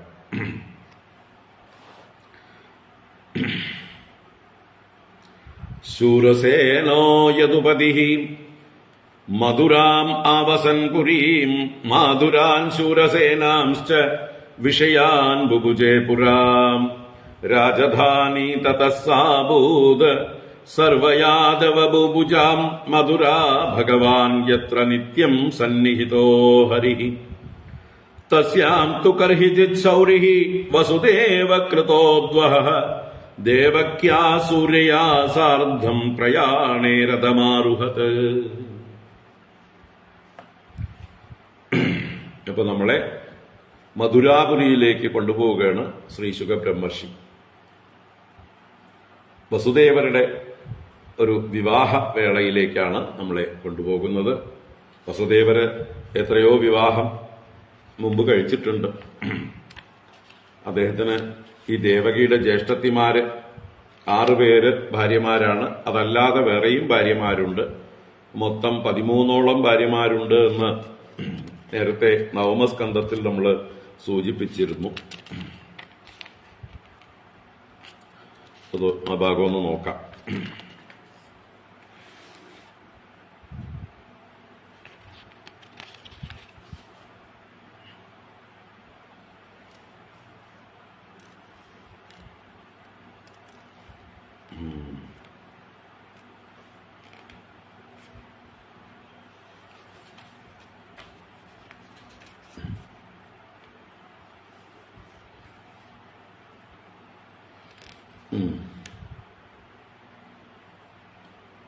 കഴിഞ്ഞ സ്കന്ധത്തില് 24-ാം അധ്യായത്തില്, നവമസ്കന്ധത്തിൽ 24-ാം അധ്യായത്തില് 45-ാം ശ്ലോകത്തില് വസുദേവരുടെ ഭാര്യമാരുടെ എണ്ണങ്ങൾ ചുരുക്കി പറയുന്നുണ്ട്. പൗരവീ രോഹിണി ഭദ്രാമതിരാരോചന ഇള ദേവകീ പ്രമുഖ ആസൻ പത്ന്യഃ ആനകദുന്ദുബേഹേ. ഇവിടെ ആനകദുന്ദുബി എന്ന് വസുദേവരെ ഇനി പല പ്രാവശ്യം നമ്മൾ കേൾക്കും. അപ്പൊ വസുദേവര് ജനിക്കുന്നതായിട്ടുള്ള സമയത്ത് ഇദ്ദേഹത്തെ കൊണ്ട് ലോകത്തിന് വലിയ ഉപകാരം ഉണ്ടാവാൻ പോകുന്നു എന്നുള്ള ആ ഒരു അറിവോടുകൂടെ ദേവന്മാര് വാദ്യഘോഷങ്ങള് മുഴക്കി. ആനകം, ദുന്ദുബി മുതലായ വാദ്യങ്ങൾ, ദേവവാദ്യങ്ങൾ, ബേരികൾ മുഴക്കി. അപ്പൊ അദ്ദേഹം ജനിച്ചപ്പോ ഇങ്ങനെ ദേവവാദ്യങ്ങൾ മുഴങ്ങിയതുകൊണ്ട് അന്നത്തെ യാദവ വംശത്തിലുള്ള ആളുകളൊക്കെ അദ്ദേഹത്തിനൊരു പ്രത്യേക പേരിട്ടു, ആനകദുന്ദുബി എന്ന്. അങ്ങനെ ശൂരസേനന്റെ പുത്രനായതുകൊണ്ട് ശൗരി, അതുപോലെ ഇങ്ങനൊരു വിളിപ്പേരായിട്ട് ആനകദുന്ദുബി, അദ്ദേഹത്തിന്റെ സ്വന്തം പേരായിട്ട് വസുദേവൻ, ഇങ്ങനെ പല പേരുകളിൽ അറിയപ്പെടുന്ന ആളാണ് ഈ ഇദ്ദേഹം. അപ്പൊ അദ്ദേഹം ആനകദുന്ദുബിക്ക് ഭാര്യമാരായിട്ട് പൗരവി, രോഹിണി, ഭദ്ര, മതിര, രോചന, ഇള എന്ന 6 പേരും പിന്നെ ദേവകീ പ്രമുഖാഹ എന്ന് പറയുന്നതിലൂടെ 7 പേരുണ്ട്. ദേവകി മുതലായവർ എന്ന് പറയുമ്പോ ദേവകിയുടെ വേറെ സഹോദരിമാരുണ്ട്. അവരെയും കൂട്ടിയിട്ടാണ് അവര് 6 പേരും ചേർത്ത് ദേവകിയും ചേർത്ത് 7. അപ്പൊ 7ഉം 6ഉം 13 പേരാണ് വസുദേവരുടെ ഭാര്യമാര് എന്നുള്ള സൂചിപ്പിക്കുകയാണ്. അങ്ങനെയുള്ള ആ വസുദേവൻ രോഹിണിയില് ആരെയൊക്കെ ജനിപ്പിച്ചു എന്ന് പറഞ്ഞു. ബലം, ഗതം, സാരണം ച ദുർമതം, വിപുലം, ധ്രുവം, കൃതാദീൻ, ഇവരെയൊക്കെ ഉണ്ടാക്കിയത്, ഇവരൊക്കെ ജനിപ്പിച്ചത് രോഹിണിയിലാണ്. അതുപോലെ തന്നെ മറ്റ് പൗരവിയുടെ പുത്രന്മാര്, അതുപോലെ തന്നെ കൗസല്യയുടെ, മധുരയുടെ ഒക്കെ മക്കളുടെയൊക്കെ എണ്ണം നമ്മൾ കഴിഞ്ഞ നവമസ്കന്ധത്തില് വിസ്തരിച്ചു പറഞ്ഞിരുന്നു. അപ്പൊ അതില് ദേവകിയുടെ പുത്രന്മാരുടെ എണ്ണം പറഞ്ഞപ്പോഴാണ് സംഘർഷണമൂർത്തിയെയും മറ്റുമൊക്കെ പറഞ്ഞ് ഭഗവാനും അവതരിച്ചു എന്ന് പറയുന്നത്. അപ്പോ ദേവകന്റെ പുത്രിമാരായിട്ടുള്ള 6 പേരെയും വിവാഹം കഴിച്ചിട്ടുള്ളതായിട്ടുള്ള വസുദേവര് 7ാമത്തവളായിട്ടുള്ള ദേവകിയെയും വിവാഹം കഴിക്കുന്ന ആ സന്ദർഭത്തിലേക്ക് നമ്മളെ കൂട്ടിയിട്ട് പോവാണ്. രാജധാനി തതസ്സാഭൂത് ശൂരസേനോ യദുപതി മധുരാമാവസത്പുരീം മാധുരാൻ ശൂരസേനാംശ്ച വിഷയാൻ ബുഭുജേ പുരാം. കഥ ആരംഭിക്കുന്നത് പുരാ എന്ന് പറഞ്ഞുകൊണ്ടാണ്. എന്നുവെച്ചാൽ പരീക്ഷിത്തിനെ സംബന്ധിച്ച് കുറച്ചു കാലം മുമ്പ്, പരീക്ഷിത്തിനോടാണല്ലോ ശ്രീശുഖ ബ്രഹ്മർഷി കഥ പറയുന്നത്. അപ്പോ അദ്ദേഹത്തിന്റെ ഒരു 2-3 തലമുറകൾ മുമ്പുള്ള കഥ പറയുകയാണ്. പുരാ, പണ്ട്, യദുപതി ശൂരസേന മധുരാം പുരീം ആവസത്ത്. യദുപതി, യാദവന്മാരുടെ നായകനായിട്ട് ശൂരസേനൻ മധുരാം പുരീം ആവസത്ത്, ആ മധുരയുടെ ഒരു ഭാഗത്തെ, മധുരയുടെ പുരിയെ ആവസിച്ചിരുന്നു. മാധുരാൻ ശൂരസേനാൻ വിഷയാൻ ബുഭുജെ. മാധുരാൻ ശൂരസേനാൻ എന്ന് പറയുന്നതിലൂടെ മധുരയോട് ചേർന്നിട്ടുള്ള ശൂരസേനങ്ങൾ എന്നുള്ള വിഷയങ്ങളെ, വിഷയം എന്ന് പറഞ്ഞാൽ ദേശം എന്നർത്ഥമാണ്. ഒരു രാജാവിന്റെ അനുഭവിക്കാനുള്ള വിഷയങ്ങൾ അദ്ദേഹത്തിന്റെ രാജ്യമാണ്. അപ്പൊ അത് ശൂരസേന രാജ്യങ്ങൾ എന്നാണ് പറയുന്നത്. അത് ഏതിന്റെ കീഴിൽ വരും? മധുരയുടെ കീഴിൽ വരുന്നത് കൊണ്ടാണ് അതിനെ മാധുരാൻ ശൂരസേനാൻ എന്ന് വിശേഷിപ്പിച്ചത്. മധുര ആരാണ് ഭരിക്കുന്നത്? മധുര ആ സമയത്ത് ഉഗ്രസേനനാണ് ഭരിക്കുന്നത്. ഭോജരാജാവായിട്ടുള്ള ഭോജവംശത്തിലെ നായകനായിട്ടുള്ള ഉഗ്രസേനനാണ് മധുരാപുരിയെ ഭരിക്കുന്നത്. അതിന്റെ കീഴിലുള്ള ഒരു ദേശമാണ് ശൂരസേന ദേശം. ഒരു സാമന്ത ദേശം ആണ്. അപ്പൊ ഈ മധുരയോട് ചേർന്ന ശൂരസേനത്തിന്റെ അധിപതിയായിട്ട് ശൂരസേനൻ എന്ന രാജാവ് ഭരിച്ചിരുന്നു എന്ന് പറയുന്നത്. ബുഭുജേപുര, അദ്ദേഹം ഭുജിച്ചിരുന്നു, അനുഭവിച്ചിരുന്നു. രാജധാനി തതസാഭൂത് സർവയാദവ ബുഭുജാം മധുരാ ഭഗവാൻ യത്ര നിത്യം സന്നിഹിതോ ഹരിഹി. തതഃ സർവയാദവ ബൂഭുജാം രാജധാനി സാ മധുരാ അഭൂത്. തതഃ അതുകൊണ്ട് സർവയാദവ ബൂഭുജാം, എല്ലാ യാദവ ഭൂബുക്കുകൾ എന്ന് പറഞ്ഞ രാജാക്കന്മാർ, അവരുടെയൊക്കെ രാജധാനിയാണ് സാ മധുര, ആ മധുരാപുരി എന്ന് പറഞ്ഞാൽ ഈ ഭോജവംശം അഥവാ ഉഗ്രസേന രാജാവ് ഭരിക്കുന്നതും യദുവംശത്തിന്റെ ഒരു ശാഖയാണ്. യദുവംശത്തിൽ വരുന്നതാണ് ഭോജന്മാർ, വൃഷ്ണികൾ, അന്തകന്മാർ മുതലായിട്ടുള്ള വിഭാഗങ്ങൾ. അപ്പൊ അതിൽ വൃഷ്ണികളിൽ വരുന്നതാണ് ഈ വസുദേവരുടെ അച്ഛൻ ശൂരസേനൻ. വൃഷ്ണി വംശമാണ് വസുദേവരുടെ വംശം, ഭോജന്മാരുടെ വംശമാണ് ഉഗ്രസേനന്റെ വംശം. രണ്ടും യദുവംശത്തിന്റെ ശാഖകളാണ്. അതുകൊണ്ട് യദുവംശത്തിന്റെ മൊത്തം തലസ്ഥാനമാണ് മധുരാപുരി. ആ തലസ്ഥാനത്ത് ഭോജരാജാവാണ് വലിയ രാജാവായിട്ട് ഭരിക്കുന്നത്, ഉഗ്രസേന രാജാവ്. ശൂരസേന ദേശങ്ങളുടെ അധിപനായിട്ട് ശൂരസേന രാജാവും. അപ്പൊ അങ്ങനെയാണ് നമ്മൾ മനസ്സിലാക്കേണ്ടത്. അപ്പോ അങ്ങനെ സർവ്വ യാദവന്മാരുടെയും എല്ലാ രാജാക്കന്മാരുടെയും രാജധാനിയായിട്ട് ആ മധുര ഭവിച്ചു. ആ മധുരയുടെ പ്രത്യേകത പറയുകയാണ്, യത്ര ഹരിഹി നിത്യം സന്നിഹിത. യത്ര ഏതൊരു മധുരാപുരിയില് ആ ഹരി ഭഗവാൻ വിഷ്ണു നിത്യം സന്നിഹിത, എന്നും സാന്നിധ്യമുള്ളവനായിരുന്നു. അപ്പൊ ഭഗവാൻ കൃഷ്ണാവതാരം ചെയ്തുകൊണ്ട് ആ മധുരാപുരിയെ അനുഗ്രഹിച്ചു എന്നുള്ളത് വലിയൊരു മഹിമയാണ്. അതിനു മുമ്പേ തന്നെ ഈ മധുരാപുരി മധുപുരി എന്നറിയപ്പെട്ടുകൊണ്ട് അനേക പൂർവീകന്മാർ അവിടെ പല തപസ്സും ചെയ്തിട്ടുള്ള സ്ഥാനങ്ങളായിട്ട് നമുക്കൊക്കെ അറിയാം. നമ്മുടെ ധ്രുവൻ തപസ് ചെയ്യുന്നത് ഈ മധുപുരിയിലാണ്, കാളിന്തി തീരത്താണ്. വൃന്ദാവനവും മധുരാപുരിയും ഒക്കെ അടുത്തടുത്ത് തന്നെയാണ്. അപ്പോ ഭഗവാൻ മധുകൈടവന്മാരെ വധിച്ച സ്ഥാനം വിഷ്ണു, ഭഗവാൻ മധുകൈടവന്മാരെ വധിച്ച സ്ഥാനം എന്നുള്ളതായിട്ടുള്ള സ്ഥാനം കൊണ്ടാണത് മധുപുരി എന്ന് വന്നത്. ഇനി ഏതൊരു ഭഗവാനാണോ ലോകത്തിന്റെ മുഴുവൻ മനസ്സിനെ മഥിക്കുന്നവൻ, അവൻ രമിക്കുന്ന സ്ഥാനം മധുര. എല്ലാവരുടെ മനസ്സിനെയും മഥിക്കുന്നവനായിട്ടുള്ള, എല്ലാവരുടെ മനസ്സിലുമുള്ള അജ്ഞാനത്തെ ജ്ഞാനോപദേശം കൊണ്ട് മഥിക്കുന്നവനായിട്ടുള്ള ആ ഭഗവാൻ രമിക്കുന്ന സ്ഥാനം മധുരാപുരി. ഇങ്ങനെ ഒരുപാട് അർത്ഥങ്ങൾ ഈ മധുരാപുരിക്കുണ്ട്. ഒരുപാട് കഥകളുണ്ട്. നമ്മുടെ അംബരീഷൻ ഏകാദശി നോറ്റത് അവിടെ വെച്ചിട്ടാണ്. ഇവിടെ ഒരു പുരം നിർമ്മിച്ചത് ശത്രുഘ്നനാണ് ത്രേതായുഗത്തില്, അല്ലെ? രാമന്റെ സഹോദരനായിട്ടുള്ള ശത്രുഘ്നൻ ലവണാസുരനെ വധിക്കുന്നതും മറ്റുമൊക്കെയുള്ള കഥകളൊക്കെ ഉണ്ട്. അത് ഇതിനോട് ബന്ധപ്പെട്ട് മധുപുരിയാണ്. അപ്പൊ ഇങ്ങനെ ഒരുപാട് പൂർവീകമായിട്ടുള്ള ഭഗവാന്റെ നിത്യസാന്നിധ്യമായിട്ടുള്ള ഒരു സ്ഥാനമായിട്ടാണ് ഈ മധുരാപുരിയെ പറയുന്നത്. അവിടെ തന്നെയാണ് ഭഗവാൻ ഇപ്പോ കൃഷ്ണനായിട്ട് അവതരിച്ച് സാന്നിധ്യം ചെയ്യാൻ പോകുന്നതും. അപ്പൊ അതാണ് യത്ര ഹരിഹി നിത്യം സന്നിഹിത. നമ്മുടെ സപ്തമോക്ഷപുരികളില് അയോധ്യ കഴിഞ്ഞാൽ രണ്ടാമതായി പറയുന്ന പുരിയും മധുരാപുരിയാണ്. അയോധ്യ, മധുര, കാശി എന്നിങ്ങനെ ആരംഭിക്കണം.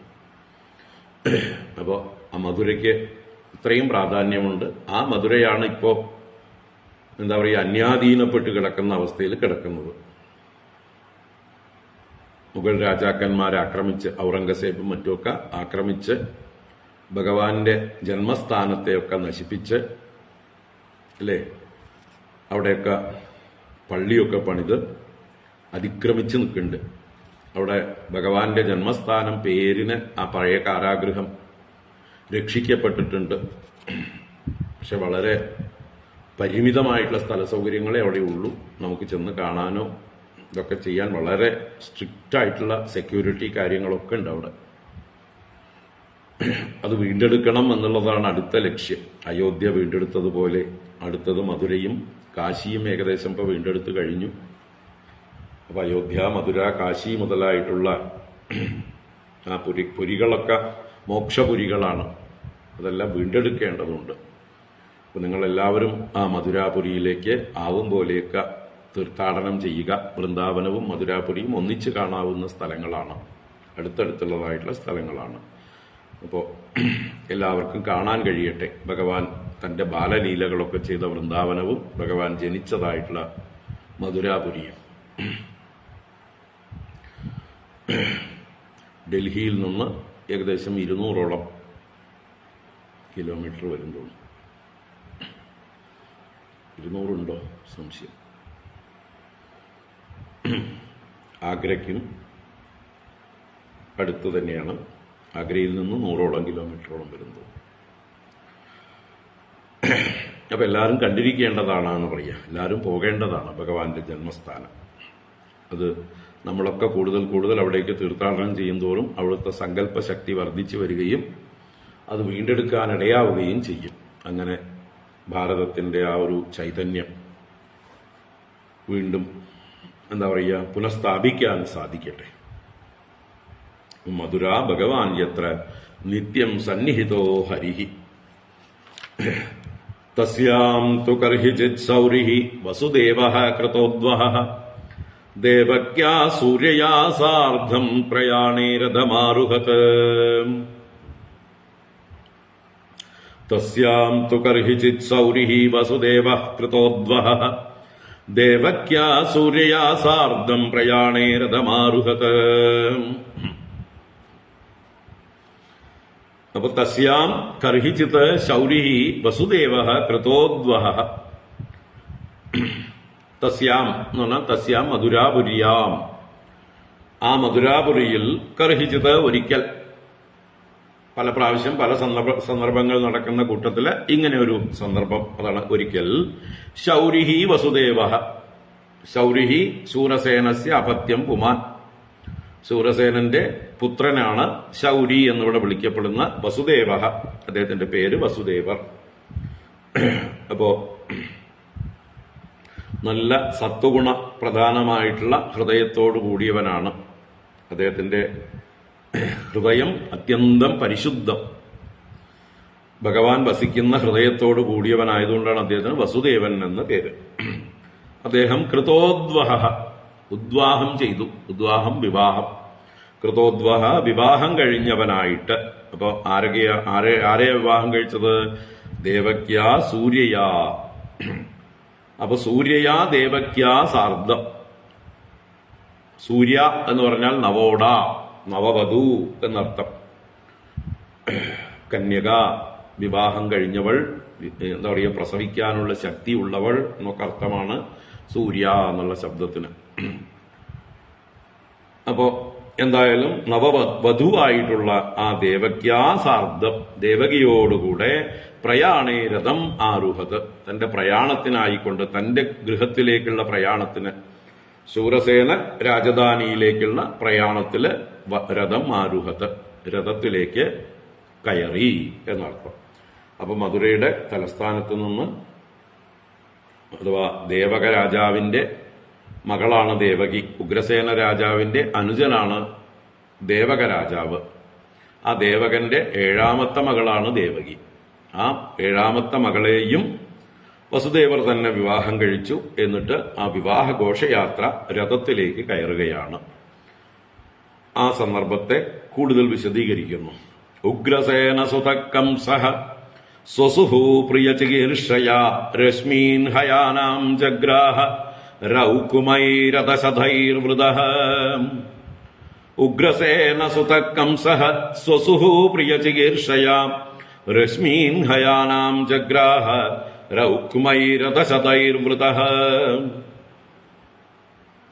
ഉഗ്രസേന സുതഃ കംസഃ, ഉഗ്രസേന മഹാരാജാവിന്റെ, അന്ന് മധുരാപുരിയുടെ അധിപതിയായിരിക്കുന്നത് ഭോജന്മാരിൽ മൂത്ത ആളായിട്ടുള്ള ഉഗ്രസേന രാജാവാണ്.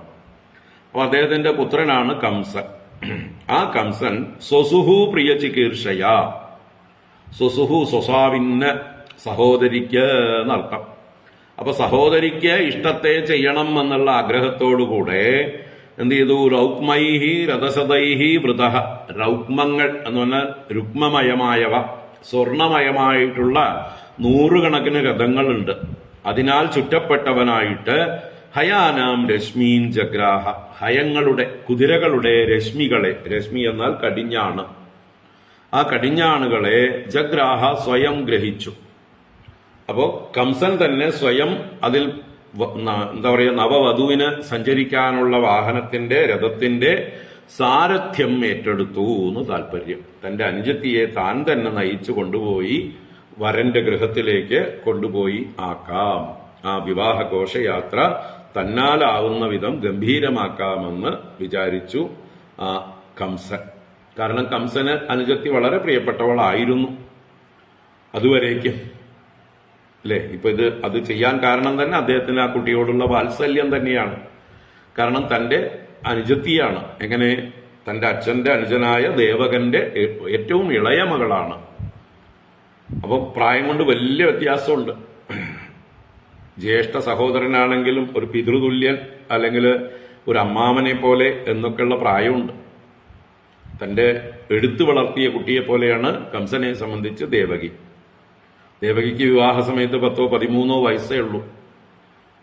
അങ്ങനെ അപ്പോൾ അത്രയും ആ പ്രായവ്യത്യാസമുള്ളത് കൊണ്ട് നല്ല വാത്സല്യം കംസന് ഈ കുട്ടിയോടുണ്ടായിരുന്നു, തന്റെ അനിയത്തി കുട്ടിയോട്. അപ്പൊ ആ അനിയത്തിയോടുള്ള ഇഷ്ടം പ്രകടിപ്പിച്ചുകൊണ്ട് അവൾ സന്തോഷിക്കട്ടെ, അവൾക്ക് ഇങ്ങനെ ഒരു കാരണവരായിട്ടുള്ളൊരു ജ്യേഷ്ഠനുണ്ട് അല്ലേ എന്ന് ആ ശൂരസേന രാജധാനിയിലേക്ക് പോകുമ്പോൾ കാണിച്ചു കൊടുക്കാൻ ഒരു പ്രൈഡാണ്. കാരണം കംസൻ ശക്തി കൊണ്ട് വളരെ പോപ്പുലറാണ്, വീരനാണ്. ശൂരസേന വംശത്തിലുള്ളവർക്കൊക്കെ ബഹുമാനമുള്ളവരാണ്, ഉള്ള ആളാണ്. ഉഗ്രസേനേക്കാൾ ബഹുമാനം ഉഗ്രസേന പുത്രനായ യുവരാജാവായ കംസനോട് എല്ലാവർക്കും ഉണ്ടാവും.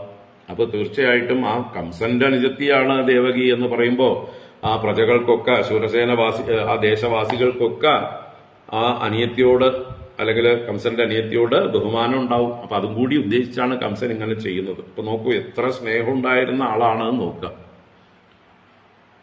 നമ്മളൊക്കെ ഇങ്ങനെയൊക്കെ തന്നെ ആയിരുന്നു അല്ലേ, നമ്മുടെ ബന്ധുക്കളെ അനുജത്തിമാരെയൊക്കെ സ്നേഹിച്ചിരുന്നത്. പക്ഷേ ചെറിയ വീട്ടിന്റെ ഭാഗപ്രശ്നങ്ങളൊക്കെ വരുമ്പോഴാണ് ശത്രുക്കളായിട്ട് മാറുന്നത് അല്ലേ. ചിന്തിച്ചു നോക്കുക, എത്ര നിസ്സാരമായിട്ടുള്ള, നമുക്ക് കൊണ്ടുപോകാൻ പറ്റില്ലാത്ത എന്തെങ്കിലും ഒരു പാത്രത്തിന്റെ പേരിലോ ഒരു മരത്തിന്റെ പേരിലോ ഇത്തിരി ഭൂമിയുടെ പേരിലോ ഒക്കെ ആയിരിക്കും നമ്മൾ സഹോദരിമാർ തമ്മിൽ ജീവിതത്തിൽ പിന്നെ മിണ്ടാത്ത രീതിയിലുള്ള ശത്രുതയൊക്കെ ഉണ്ടാവുന്നത്. അപ്പൊ നമ്മളും കംസൻ തമ്മിൽ വലിയ വ്യത്യാസമൊന്നുമില്ല എന്നാ തോന്നണം. അങ്ങനെ ആവാതിരിക്കട്ടെ, നിങ്ങളൊക്കെ കേൾക്കുന്നവരൊക്കെ അങ്ങനെ ആവാതിരിക്കട്ടെ. നമ്മുടെ സഹോദരിമാരില് ആർക്കാണോ കൂടുതൽ എന്താ പറയുക, ദുഃഖങ്ങളും ദുരിതങ്ങളും ഉള്ളത്, കഷ്ടപ്പാടുകളുള്ളത്, അവരെ ചേർത്ത് നിർത്തി നമ്മുടെ കയ്യിലുള്ളത് കൂടുതലുള്ളത് അവർക്ക് പങ്കിട്ട് കൊടുക്കാൻ ഉള്ള മനസ്സാണ് സഹോദരങ്ങൾക്ക് വേണ്ടത്. അല്ലാതെ അവളെന്തോ ആയിക്കൊണ്ട് പോട്ടെ, അവനെന്തോ ആയിക്കൊണ്ട് പോട്ടെ, അവന്റെ കയ്യിലുള്ളതും കൂടി എങ്ങനെ നമ്മുടെ ഭാഗമാക്കി മാറ്റാം, അടിച്ചു മാറ്റാം എന്ന് സ്വാർത്ഥ ചിന്ത, അത് കംസ ചിന്തയാണ്. അങ്ങനെ ഉണ്ടാവാതിരിക്കട്ടെ, അസുര ചിന്ത ഉണ്ടാവാതിരിക്കട്ടെ. നമ്മൾക്ക് ധാരാളമായിട്ടുണ്ടെങ്കിൽ, ഈശ്വരൻ തന്നിട്ടുണ്ടെങ്കിൽ, നമ്മുടെ മക്കളെ പോലെ തന്നെ സഹോദരന്മാരുടെ മക്കളെയും കരുതി അവർക്കും സഹായിക്കാൻ, അവർക്ക് വിദ്യാഭ്യാസത്തിന് സഹായം വേണോ, അവരുടെ വിവാഹത്തിന് സഹായം വേണോ, അവർക്ക് ഏതെങ്കിലും തൊഴിലിന് എന്തെങ്കിലും സപ്പോർട്ട് വേണോ, നമ്മളാലാവുന്നത് ചെയ്യുക എന്നത് ബന്ധുധർമ്മം, സഹോദരധർമ്മം അല്ലെ. ഇന്നലെ രക്ഷാബന്ധനൊക്കെ നമ്മൾ ആഘോഷിച്ചു. അപ്പൊ അതിന്റെയൊക്കെ തത്വം ഇത് തന്നെയാണ്. ഞങ്ങൾ കൂടെയുണ്ട്, രക്ഷിച്ചുകൊള്ളാം, നിങ്ങൾ ഞങ്ങളുടെ രക്തബന്ധുക്കളാണ്, നിങ്ങൾക്ക് എന്തെങ്കിലും ഒരു ക്ഷീണം വന്നാൽ അത് ഞങ്ങളുടെയും കൂടി ക്ഷീണമാണ്, നിങ്ങൾ സുഖമായിരിക്കുന്നതാണ് ഞങ്ങൾക്ക് സന്തോഷം, നിങ്ങളെ ആളുകൾ പരിഹസിക്കുന്നതും അവമാനിക്കുന്നതും ഞങ്ങളെ പരിഹസിക്കുന്നത് പോലെ തന്നെയാണ് എന്ന് ബന്ധുക്കളുമായിട്ട് ഒരു താദാത്മ്യഭാവം ഉണ്ടാവണം. അതാണ് യഥാർത്ഥ സ്നേഹം. അപ്പൊ അതെന്നും നിലനിർത്താനായിട്ടും എല്ലാവർക്കും കഴിയട്ടെ.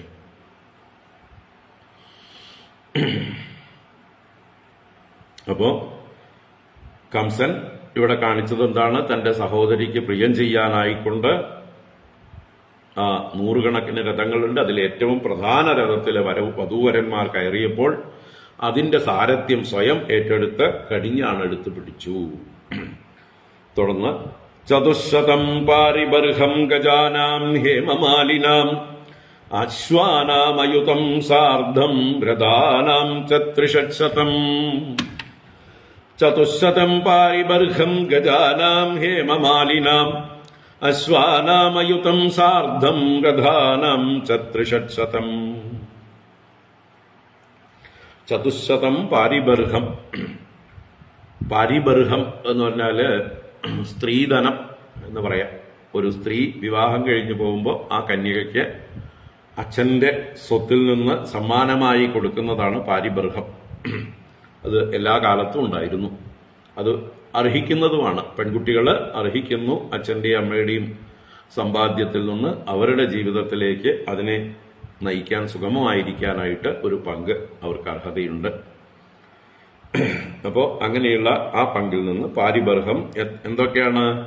ചതുശതം ഹേമമാലിനാം ഗജാന.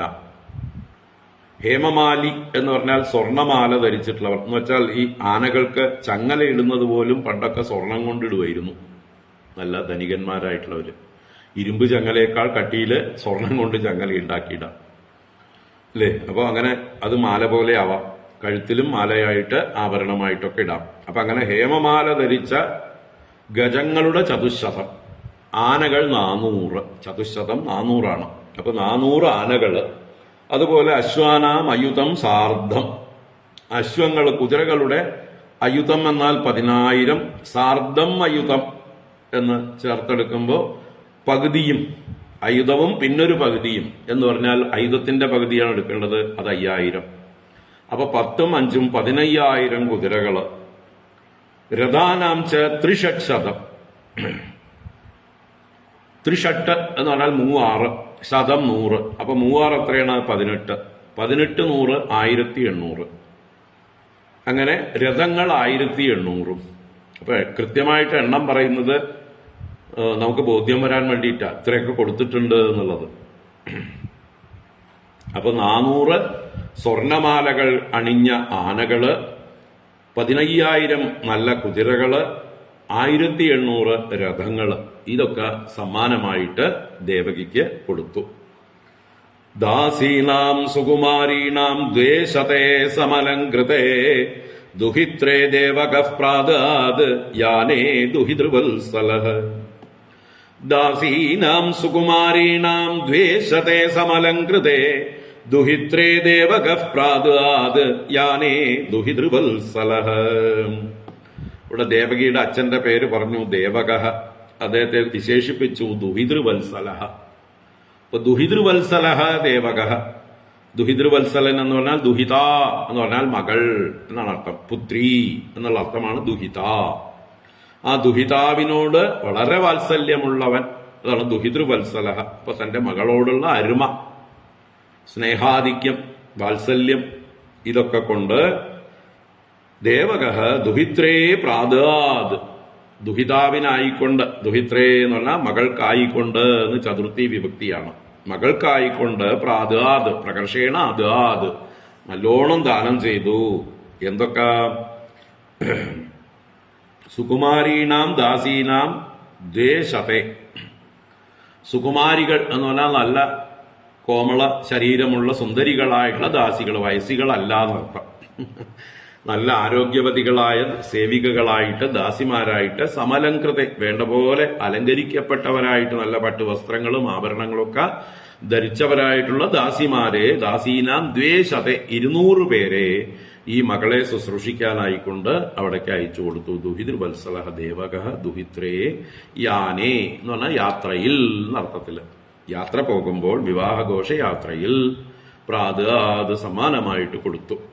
അപ്പൊ മകളുടെ വിവാഹഘോഷയാത്ര ആര് കണ്ടാലും ഒട്ടും മോശം എന്ന് പറയില്ല. ആ രീതിയിൽ പ്രൗഢിയോടുകൂടെ നടക്കുകയാണ്. അതിൽ കംസൻ മുഖ്യ പങ്കാളിത്തം വഹിക്കുന്നു, ഏട്ടൻ എന്നുള്ള സ്ഥാനത്ത്. ശംഖതുര്യമൃദംഗാശ്ച നേതുർദുന്ദുഭയ സമം പ്രയാണ പ്രക്രമേ താവത് വരവദ്വോഹോ സുമംഗളം. ശംഖതുര്യമൃദംഗാശ്ച നേതുർദുന്ദുഭയ സമം പ്രയാണ പ്രക്രമേ താവത് വരവദ്വോഹോ സുമംഗളം. താവത് വരവദ്വോഹോ പ്രയാണപ്രക്രമേ. താവത് അപ്പോൾ വരവദ്വോഹോ വരവധൂ രണ്ടുപേരുടെയും അർത്ഥം വധൂവരന്മാരുടെ പ്രയാണപ്രക്രമേ, പ്രയാണ ആരംഭത്തിൽ, പ്രക്രമം ഉപക്രമം ആരംഭം. അപ്പോ യാത്രാരംഭത്തില് സുമംഗളം ശംഖതൂര്യ മൃദംഗാഹ ദുന്ദുഭയ ച സമം നേതു. സുമംഗളം അത്യന്തം മംഗളകരമായിട്ടുള്ള രീതിയിൽ മംഗളവാദ്യങ്ങൾ എന്തൊക്കെയാണ്? ശംഖ തൂര്യ മൃദംഗാഹ, ശംഖം തൂര്യം മൃദംഗം മുതലായ വാദ്യങ്ങളും ദുന്ദുഭയ ദുന്ദുബികൾ എന്ന് പറയുന്ന വലിയ ഭേരികളും സമം നേതു ഏകകാലത്ത് ഒരേ കാലത്ത് നാദം ചെയ്തു എന്ന് വെച്ചാൽ ഗംഭീരമായിട്ടുള്ള വാദ്യഘോഷങ്ങളോട് കൂടിയിട്ടാണ് യാത്ര. അല്ലേ? വടക്കേന്ത്യയിലൊക്കെ ഇങ്ങനെയുള്ള ഘോഷയാത്ര കാണേണ്ടത് തന്നെയാണ്. തലേദിവസം, വിവാഹത്തിന്റെ തലേദിവസം തന്നെ മാപ്പിള അഴപ്പ്, അല്ലേ?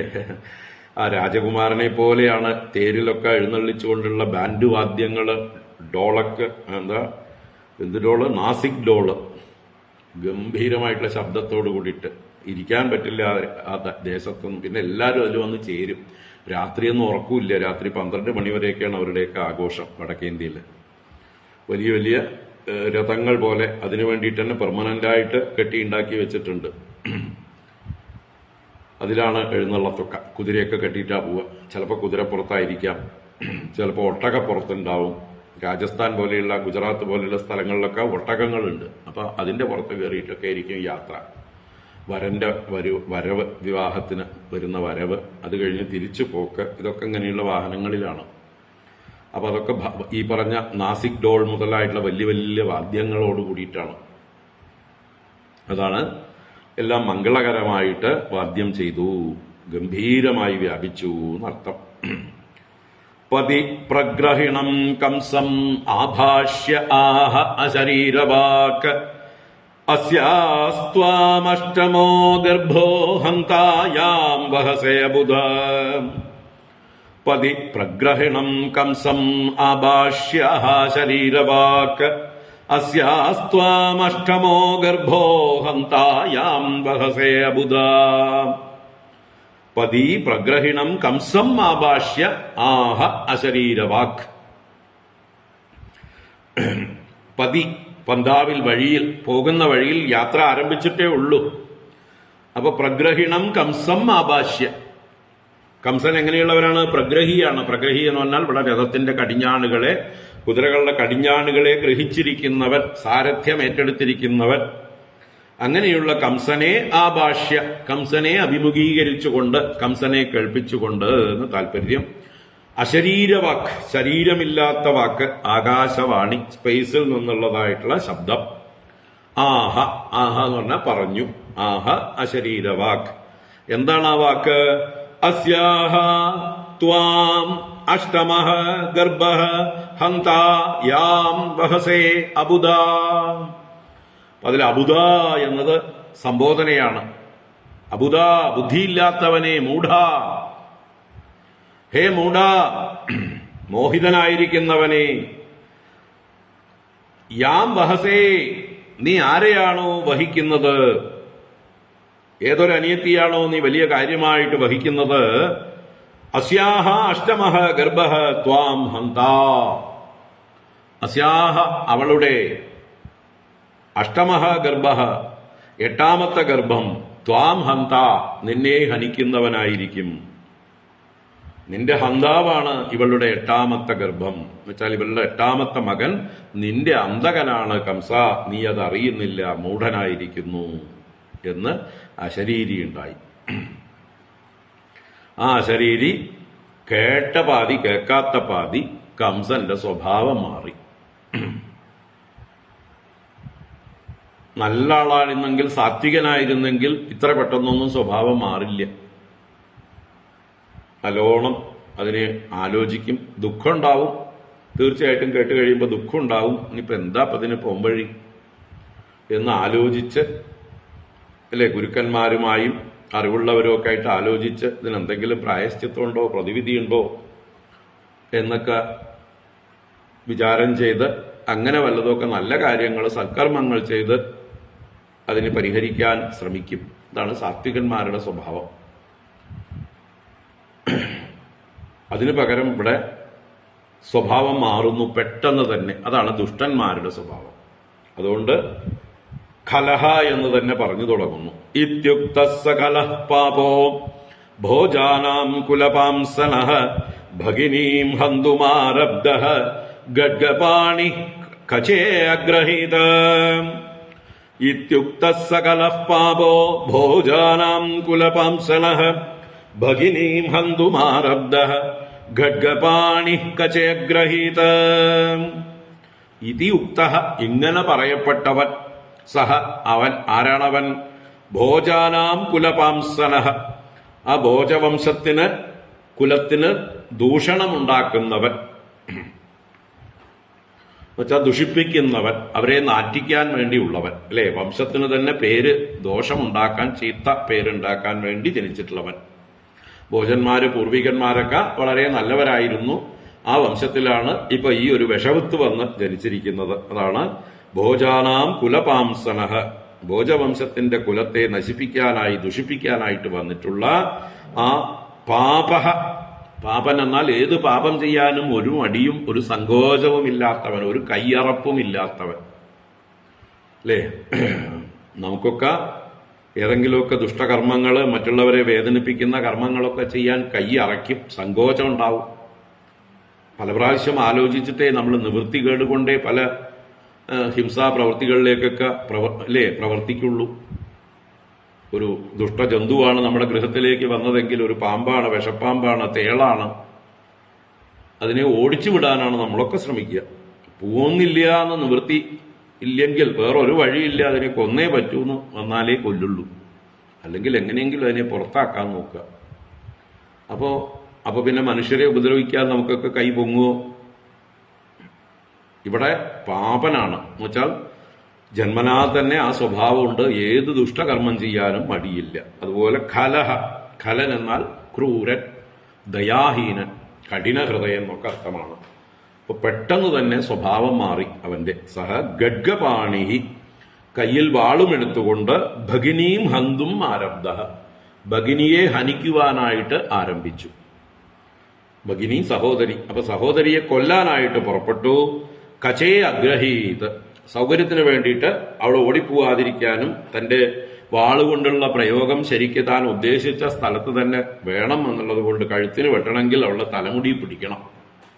അല്ലെങ്കിൽ അവൾ ഒഴിഞ്ഞു മാറിയാൽ എവിടെയെങ്കിലുമൊക്കെ കൊള്ളും, അല്ലെങ്കിൽ കൊള്ളാതെ പോകും.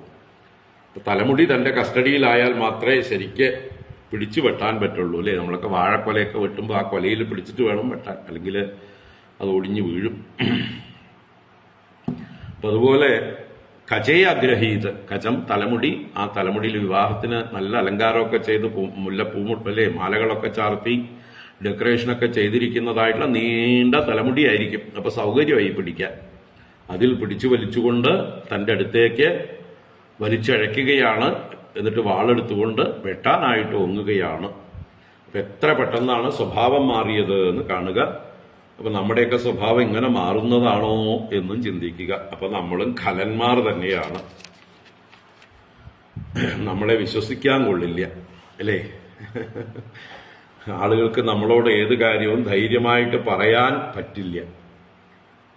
എന്തെങ്കിലും പറഞ്ഞു കഴിഞ്ഞാൽ ഇയാൾ എങ്ങനെയാണ് പ്രതികരിക്കുക എന്ന് ഭയപ്പെടും ജനങ്ങൾ.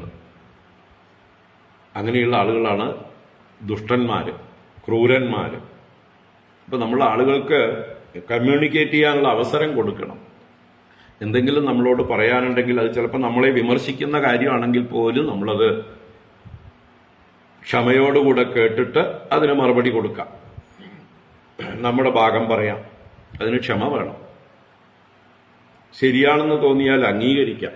അവർ പറയുന്ന വിമർശനം അത് ശരിയാണ്, നമ്മുടെ തെറ്റ് അവർ ചൂണ്ടിക്കാണിക്കുകയാണ് എന്ന് മനസ്സിലാക്കിയാൽ നമ്മുടെ ഭാഗത്ത് തെറ്റുണ്ട് എന്ന് നമ്മൾ തിരിച്ചറിയണം. എന്നിട്ട് അതിനെ ജസ്റ്റിഫൈ ചെയ്യാതെ ക്ഷമ ചോദിക്കണം. ഇതൊക്കെയാണ് മറ്റുള്ളവരിൽ നമ്മളോട് വിശ്വാസം, ബഹുമാനം, എന്തും തുറന്നു പറയാനുള്ള ധൈര്യം, ഇതൊക്കെ കൊടുക്കുക.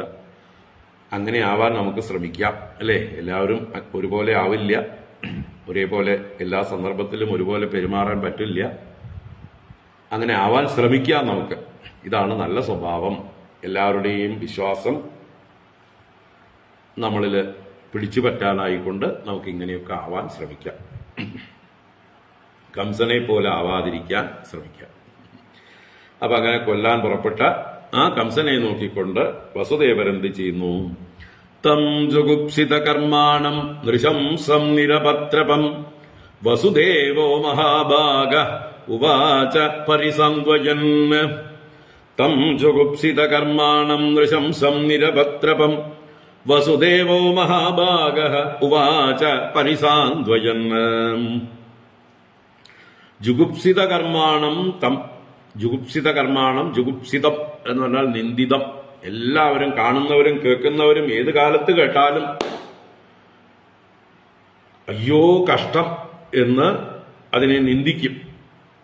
അതാണ് ജുഗുപ്സ. ജുഗുപ്സ എന്ന് പറഞ്ഞാൽ അറപ്പ്, നിന്ദ ഒക്കെ അർത്ഥമാണ്. അപ്പൊ അങ്ങനെ നിന്ദിക്കുന്നതായിട്ടുള്ള അങ്ങനെയുള്ള കർമ്മത്തിൽ പ്രവർത്തിക്കുന്നവൻ ജുഗുപ്സിത കർമ്മ. അങ്ങനെയുള്ളവനോട് തം ജുഗുപ്സിത കർമാണം തം, അവനെ നൃശംസം നിരപത്രപം എന്ന് രണ്ട് വിശേഷണം കൂടി. നൃശംസൻ എന്ന് പറഞ്ഞാൽ ക്രൂരൻ, കഠിന ഹൃദയൻ എന്ന് തന്നെയാണ്. അല്പം പോലും ദയയില്ലാത്ത കഠിന ഹൃദയനായിട്ടുള്ള ക്രൂരനായിട്ടുള്ള നിരപത്രപം. നിരപത്രപം ലജ്ജയില്ലാത്തവൻ. അപ്പൊ ചെയ്യാൻ പോകുന്ന പണി എന്താണ്? സഹോദരിയുടെ കഴുത്ത് വെട്ടുക. അത് അത്യന്തം ക്രൂര കൃത്യം.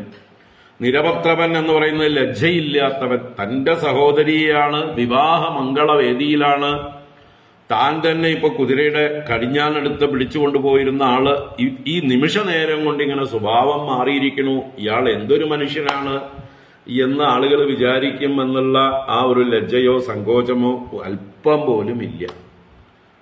അതാണ് നിരപത്രപം. അപത്രപൻ, എന്താ പറയാ, ലജ്ജയില്ലാത്തവൻ. ത്രപ അല്പം പോലും ഇല്ലാത്തവൻ എന്നർത്ഥം. ലജ്ജയെ ഇല്ലാത്തവൻ, നാണം കെട്ടവൻ എന്നൊക്കെ പറയാം. അങ്ങനെയുള്ളവനോട് പരിസാന്ത്വയന് മഹാഭാഗ വസുദേവ ഉവാച. പരിസാന്ത്വയൻ, നല്ലതുപോലെ സാന്ത്വനിപ്പിച്ചുകൊണ്ടുള്ള, സാന്ത്വനിപ്പിക്കുക എന്ന് പറഞ്ഞാൽ സമാധാനിപ്പിക്കുക. അദ്ദേഹത്തിന്റെ മനസ്സിനെ ശാന്തതയിലേക്ക് കൊണ്ടുവരിക, സമബുദ്ധിയിലേക്ക് കൊണ്ടുവരിക. അതാണ് സമാധാനം. സമ്യക് ആധാനം ബുദ്ധേഹേ. ബുദ്ധിയെ വേണ്ട പോലെ വിവേകം ചെയ്യാനായിട്ട് പ്രേരിപ്പിക്കലാണ് ഇവിടെ സാന്ത്വനിപ്പിക്കുക എന്ന് പറയുന്നത്.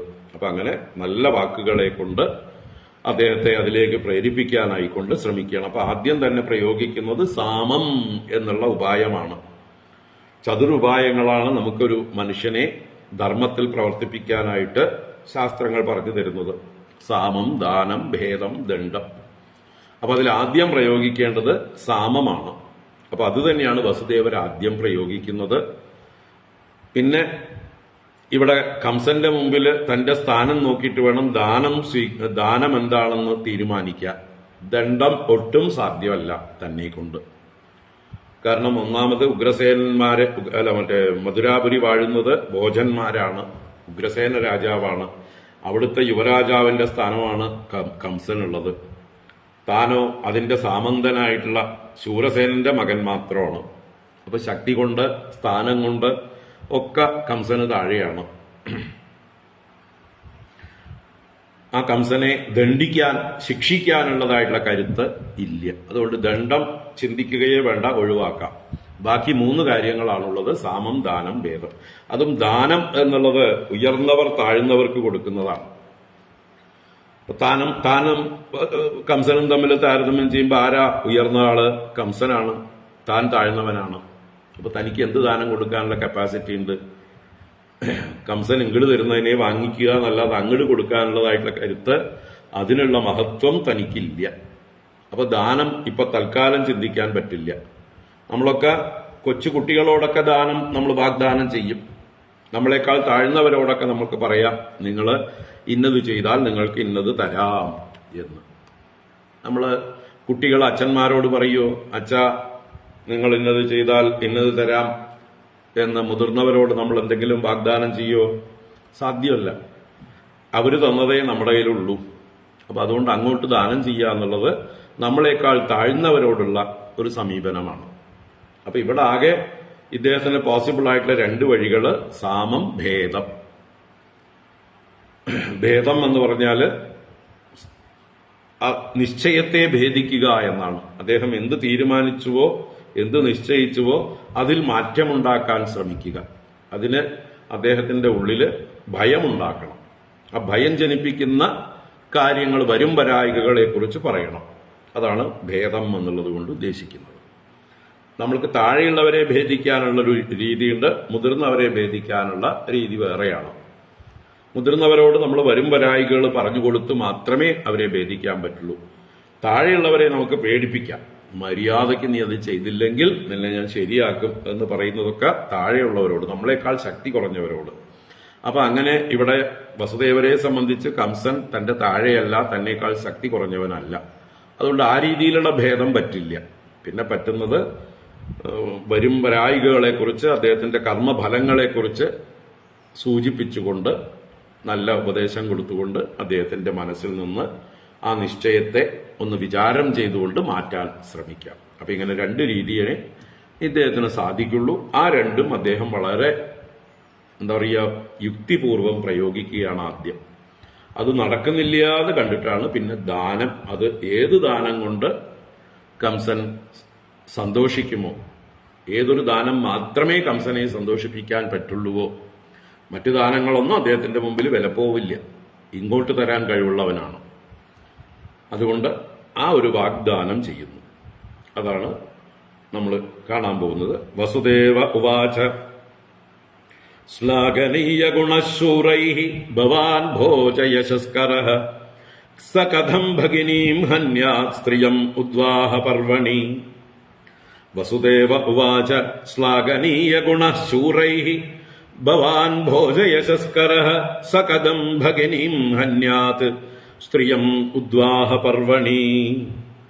വസുദേവര് ആ കംസനെ തടഞ്ഞുകൊണ്ട്, അല്ലെങ്കിൽ ദേവകിക്കും കംസനും ഇടയിൽ നിന്നുകൊണ്ട് ഒക്കെ പറയാം. അദ്ദേഹം അവിവേകം പ്രവർത്തിക്കുന്നതിന് മുമ്പ് അദ്ദേഹത്തെ അതിൽ നിന്ന് പിന്തിരിപ്പിക്കണം. അപ്പൊ അതിന് എങ്ങനെ ഇടപെടാൻ പറ്റുമോ അങ്ങനെ ഇടപെട്ടുകൊണ്ട് അദ്ദേഹത്തിന്റെ കാല് പിടിക്കുന്ന അവസ്ഥയുണ്ടാവാം. ഏത് രീതിയിലാണെങ്കിലും വസുദേവർ പറയണ ശ്ലാഘനീയ ഗുണഃ ശൂരൈഃ ഭവാൻ ഭോജയശസ്കരഃ ഭവാൻ ശൂരൈഃ ശ്ലാഘനീയ ഗുണഃ. അങ്ങ് ശൂരന്മാരാൽ ശ്ലാഘനീയമായ ഗുണങ്ങളോട് കൂടിയവനാണ്. ശൂരന്മാരെന്നാൽ പരാക്രമികളായിട്ടുള്ള വലിയ വലിയ ശക്തന്മാരായിട്ടുള്ള ആളുകൾ പോലും അങ്ങയെ പ്രശംസിക്കുന്നു. കാരണം അവർക്ക് പോലും അങ്ങയെ ഭയമുണ്ട്, അങ്ങയുടെ ശക്തിയെക്കുറിച്ച് ഭയമുണ്ട്. അപ്പൊ അങ്ങ് എത്ര വലിയ പരാക്രമിയാണ്, എത്ര പേരുകേട്ടവനാണ്, എല്ലാവരാലും ബഹുമാന്യനാണ്. അങ്ങനെയുള്ള അങ്ങ് ഒരു സ്ത്രീയെ വധിക്കുക എന്നത് മറ്റുള്ളവരുടെ മുമ്പിൽ അങ്ങ് എത്ര ചെറുതാവുന്നു എന്ന് ചിന്തിക്കുക. അപ്പൊ ആദ്യത്തെ ആ ഒരു പ്രയോഗം തന്നെ വളരെ മർമ്മത്തിലാണ്. അല്പമെങ്കിലും ഈ മാനാപമാന ചിന്തയുള്ള ആളാണെങ്കിൽ, അഭിമാന ചിന്തയുണ്ടെങ്കിൽ, താൻ കേമനാണെന്നുള്ള ഭാവമുണ്ടെങ്കിൽ, എല്ലാവർക്കും ഉള്ളതാണ്, അഹങ്കാരികൾക്കൊക്കെ ഉള്ളതാണ് താൻ കേമനാണെന്നുള്ളതായിട്ടുള്ള ഭാവം. ഞാൻ ഇത്രയും കാലം എല്ലാവരുടെ മുമ്പിലും പ്രശസ്തനായിട്ടുള്ള ആളാണ്, എല്ലാവരും ബഹുമാനിക്കുന്ന ആളാണ് എന്നുള്ള ചിന്ത എപ്പോഴും ഉണ്ടാവും. അപ്പൊ അതിനൊരു ഹാനി ഉണ്ടാവുക എന്ന് പറയുമ്പോൾ അത് സഹിക്കുന്നതല്ല. സംഭാവിതസ്യ ച അകീർത്തിഹി മരണാദതിരിച്യതേ എന്നൊക്കെ ഭഗവാൻ ഗീതയിൽ അർജുനോട് പറഞ്ഞു കൊടുക്കും. സംഭാവിതൻ എന്ന് പറഞ്ഞാൽ നല്ലതുപോലെ ബഹുമാനിതൻ, പൂജിതൻ. അപ്പൊ എല്ലാവരാലും ബഹുമാനിക്കപ്പെടുന്നതായിട്ടുള്ള ഒരാൾക്ക് അകീർത്തിഹി മരണാത് അതിരിച്യതേ. അകീർത്തി എന്നുള്ളത് മരണത്തെക്കാൾ ഭയങ്കരമാണ്. അപ്പൊ ഇദ്ദേഹം മരണത്തെ ഭയപ്പെട്ടിട്ടാണല്ലോ ഇപ്പൊ ഈ കൊല്ലാൻ പുറപ്പാട്. അതിനേക്കാൾ ഭയങ്കരമായിട്ടുള്ള അകീർത്തി ഉണ്ടാകാൻ പോകുന്നു എന്നുള്ള സൂചന അദ്ദേഹത്തെ അല്പമെങ്കിലും ബുദ്ധി പ്രവർത്തിക്കുന്നുണ്ടെങ്കിൽ പിന്തിരിപ്പിക്കും. അല്ലേ? ബുദ്ധി പ്രവർത്തിക്കാത്ത അവസ്ഥയാണ് മൂഢത്വം. അതാണ് ഇപ്പൊ ഇദ്ദേഹത്തെ സംബന്ധിച്ചിരിക്കുന്നത്. അശരീരി ശരിയായ രീതിയിലാണ് വിളിച്ചത്. അബുധ, ബുദ്ധിയില്ലാത്തവനെ, ബുദ്ധി പ്രവർത്തിക്കാത്തവനെ, മൂഢ, ഡെല്യൂഡഡ്, ഇൻടോക്സിക്കേറ്റഡ് ഒക്കെയുള്ള അവസ്ഥയെ പ്രാപിച്ചവനാണ്. അപ്പൊ അത് ശരിയാണ്, അത് വിളിച്ചത് ശരിയാണെന്നിപ്പോ ബോധ്യം വരണം. അശരീരി വെറുതെ പറഞ്ഞതല്ല അബുധ എന്ന്.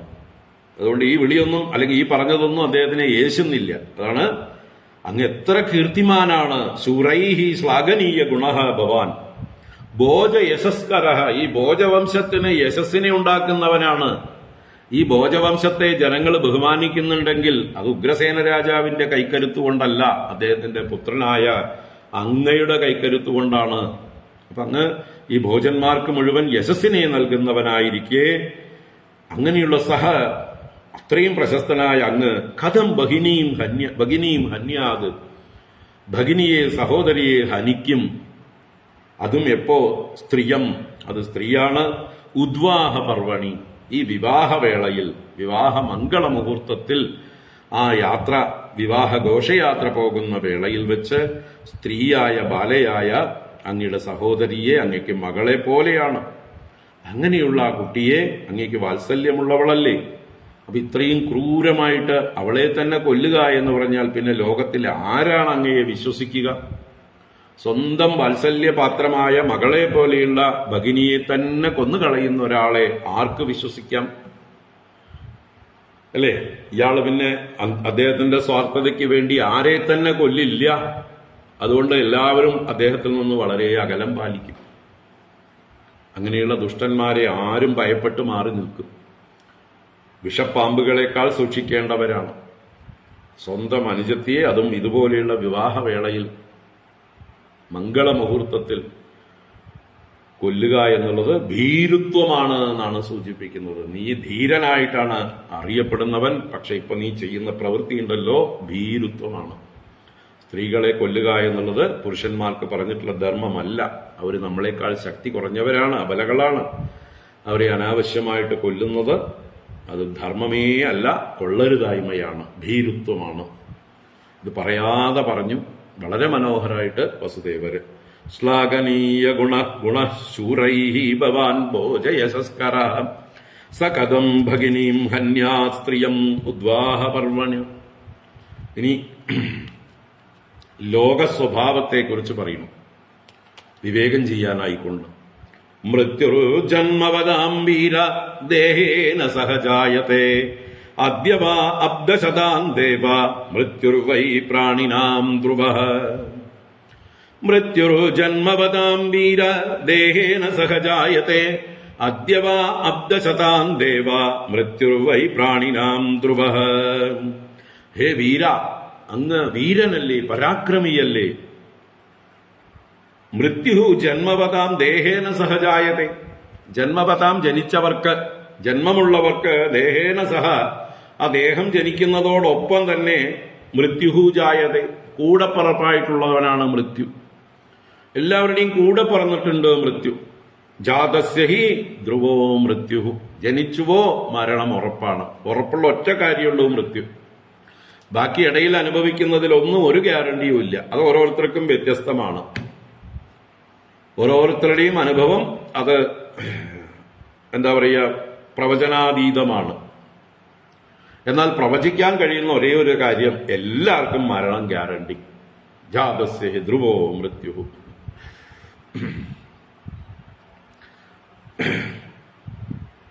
ജനിച്ച ഉടനെ തന്നെ അച്ഛനമ്മമാരെ നഷ്ടപ്പെടാം, രോഗമുണ്ടാകാം, പട്ടിണി കിടക്കേണ്ടി വരാം, അമ്മയ്ക്ക് മുലപ്പാലില്ലാതെയാവാം, പല കാരണങ്ങളും ഉണ്ടാവാം.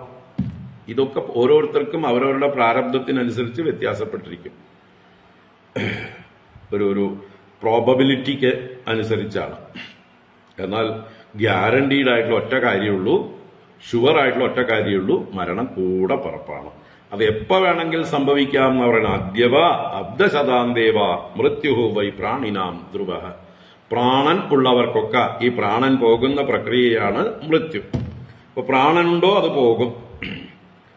അത് മൃത്യു ധ്രുവ, ഉറപ്പാണ് മൃത്യു. എപ്പോ? അദ്യവ, ഇന്നാവാം, ഇപ്പോഴാകാം. അബ്ദശതാന്തേ, അബ്ദശതം 100 വർഷം കഴിയുമ്പോൾ, അന്തേ 100ാമത്തെ വർഷത്തിലോ 100 വർഷം കഴിഞ്ഞിട്ടോ ആവാം മരണം സംഭവിക്കുന്നത്. എപ്പോ വേണമെങ്കിലാവാം. അപ്പൊ ഇന്ന് വേണമെങ്കിലാവാം. ഇപ്പൊ അങ്ങ് ഇതുവരെ വീരനാണെന്ന് പേരെടുത്ത് ഇപ്പൊ മരണത്തിൽ നിന്ന് ഭയപ്പെട്ടുകൊണ്ട് അനുജത്തിയെ വധിച്ചിട്ട് അങ്ങ് ഇന്ന് പോയിട്ട് ഇന്ന് രാത്രി എത്തുവോ എന്ന് ഗ്യാരണ്ടി ഒന്നുമില്ല. ഇന്നേക്ക് തന്നെ അങ്ങയുടെ മരണം എങ്ങനെ വേണമെങ്കിലും സംഭവിക്കാം.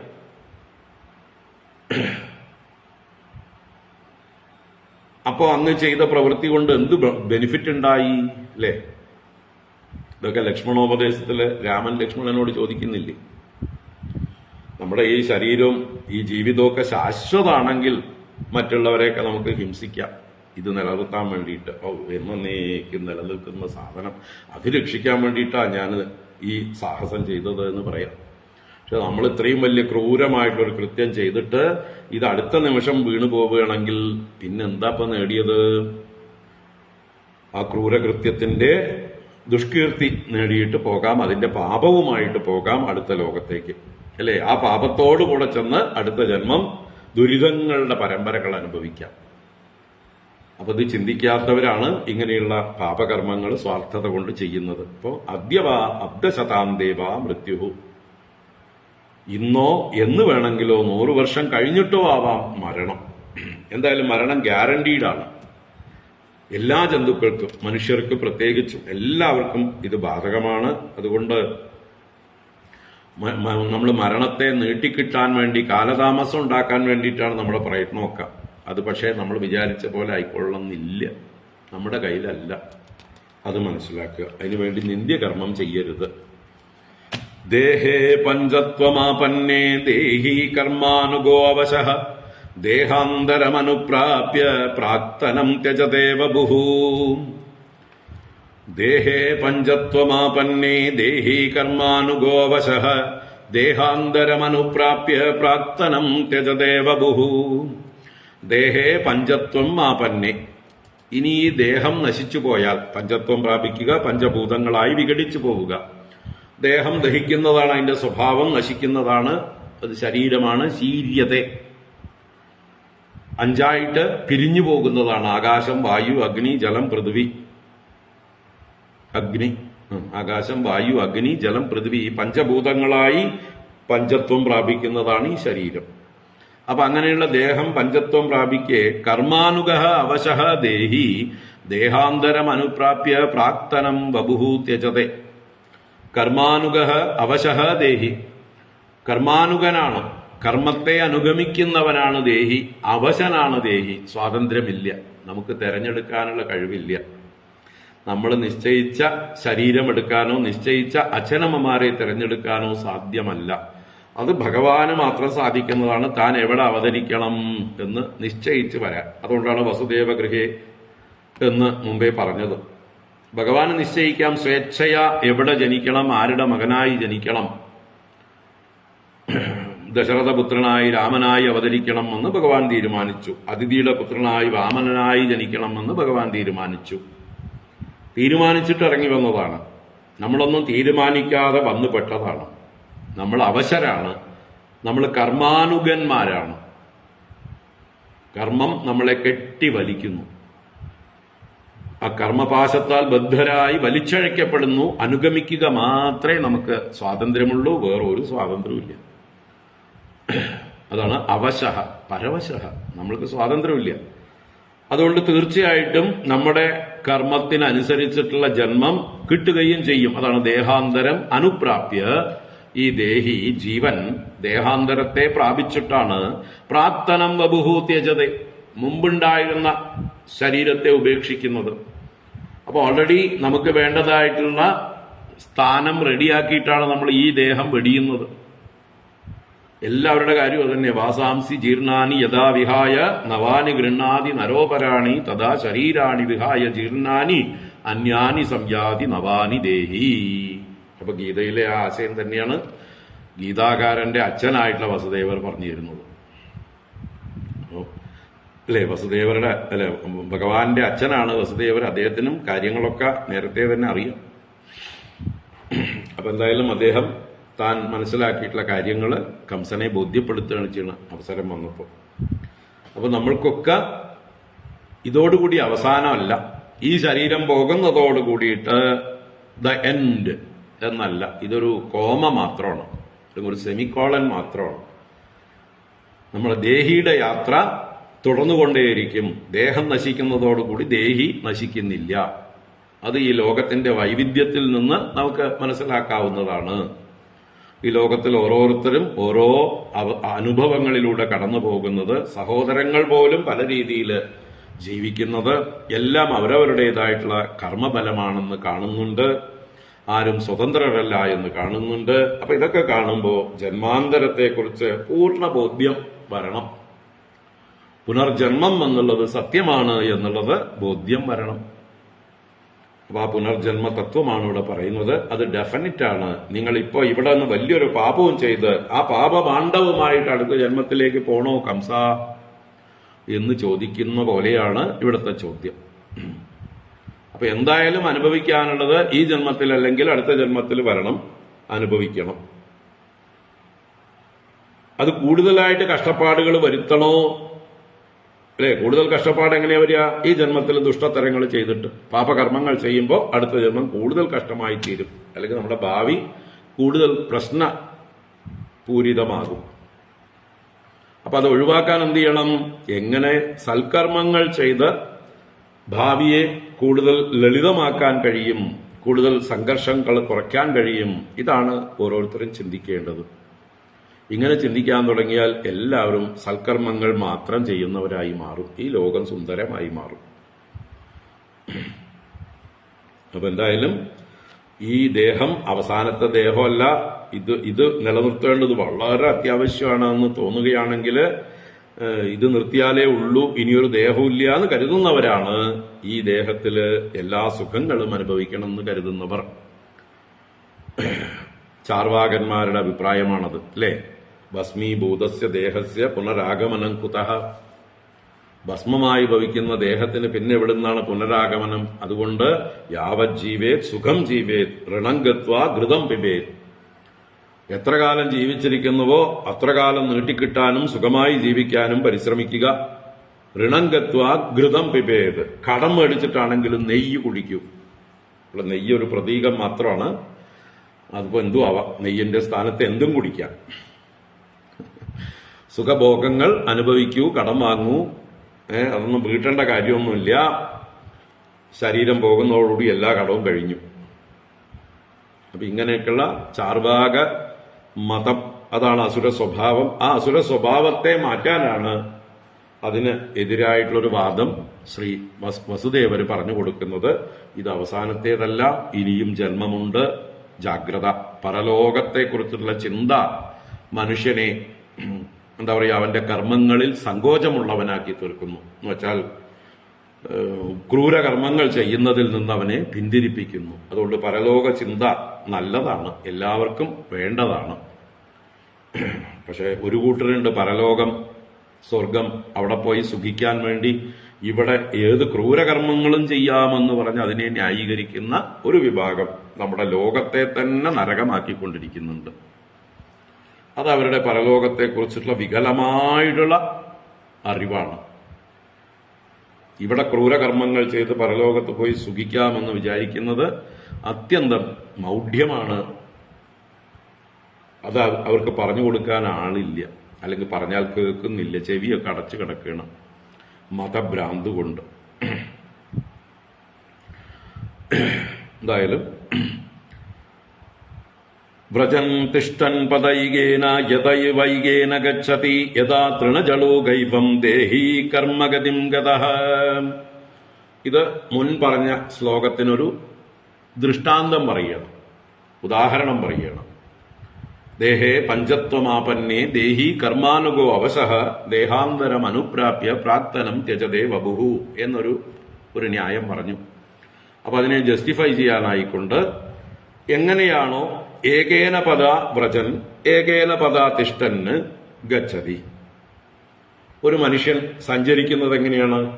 ഒരു കാല് നിലത്ത് ഊന്നി വെച്ചുകൊണ്ട്, അതാണ് ഏകേന തിഷ്ഠന്, ഒരു കാല് ഉറപ്പിച്ചുകൊണ്ട്, ഏകേന വ്രജന്, ഒരു കാലെടുത്ത് അടുത്ത് വെച്ചതിന് ശേഷമാണ് ഇത് നമ്മൾ പൊക്കുന്നത്.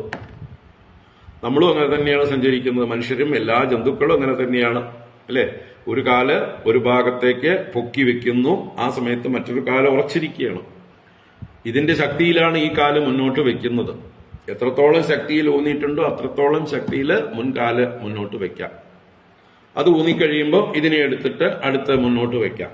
അപ്പൊ ഇങ്ങനെ വ്രജന് തിഷ്ഠന് ഏകേന പദ ഗച്ഛതി, എങ്ങനെ ഗമിക്കുന്നുവോ അതുപോലെ യഥാ തൃണജളൂക ഏവം, യഥാ തൃണജളൂക, തൃണജളൂക എന്ന് പറഞ്ഞാൽ പുല്ലിൽ സഞ്ചരിക്കുന്ന ഒരു പുഴു, പുല്ലിൽ നിന്ന് പുല്ലിലേക്ക് സഞ്ചരിക്കുന്ന ഒരു ജളൂകം എന്നുള്ളത് പുഴുവാണ്. ജളൂകം എന്നുള്ളത് അട്ടയ്ക്ക് പേര് പറയാറുണ്ട്. നമ്മുടെ ധന്വന്തരിയുടെ കയ്യില്, ധന്വന്തരി മൂർത്തിയുടെ കയ്യിലെന്തുണ്ട്?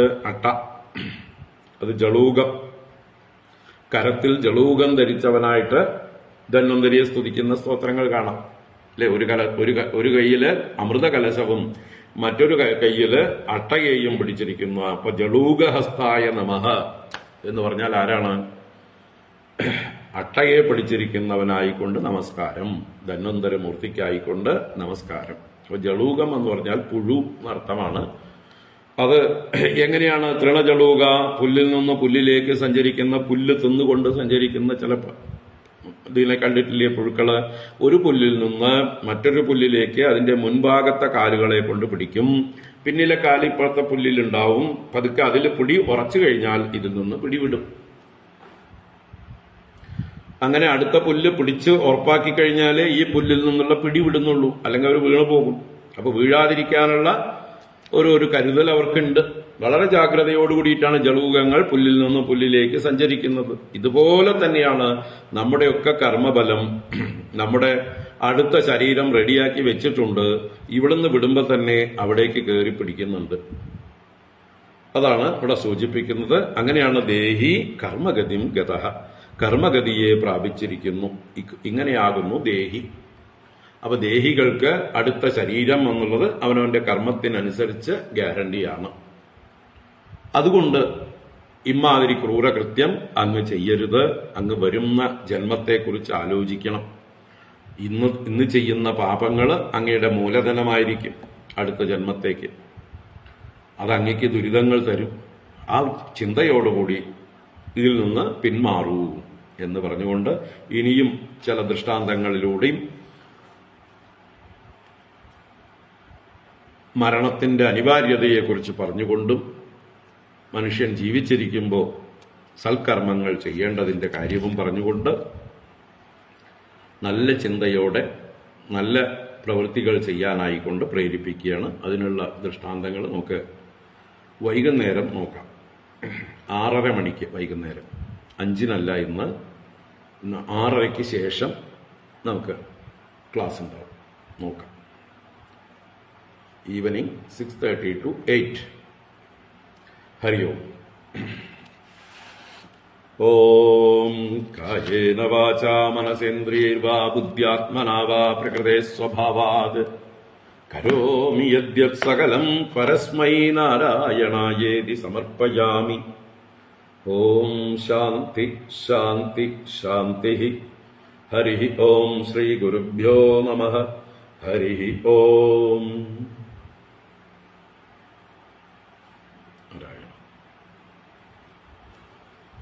ഹരി ഓം. അപ്പൊ നമുക്ക് വൈകിട്ട് 6:30-ക്ക് ശേഷം. ഹരി ഓം.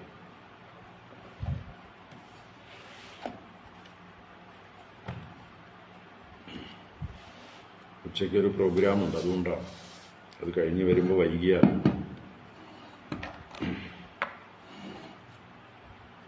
എല്ലാവർക്കും ചതയദിന ആശംസകൾ ഒരിക്കൽ കൂടെ. ഹരി ഓം.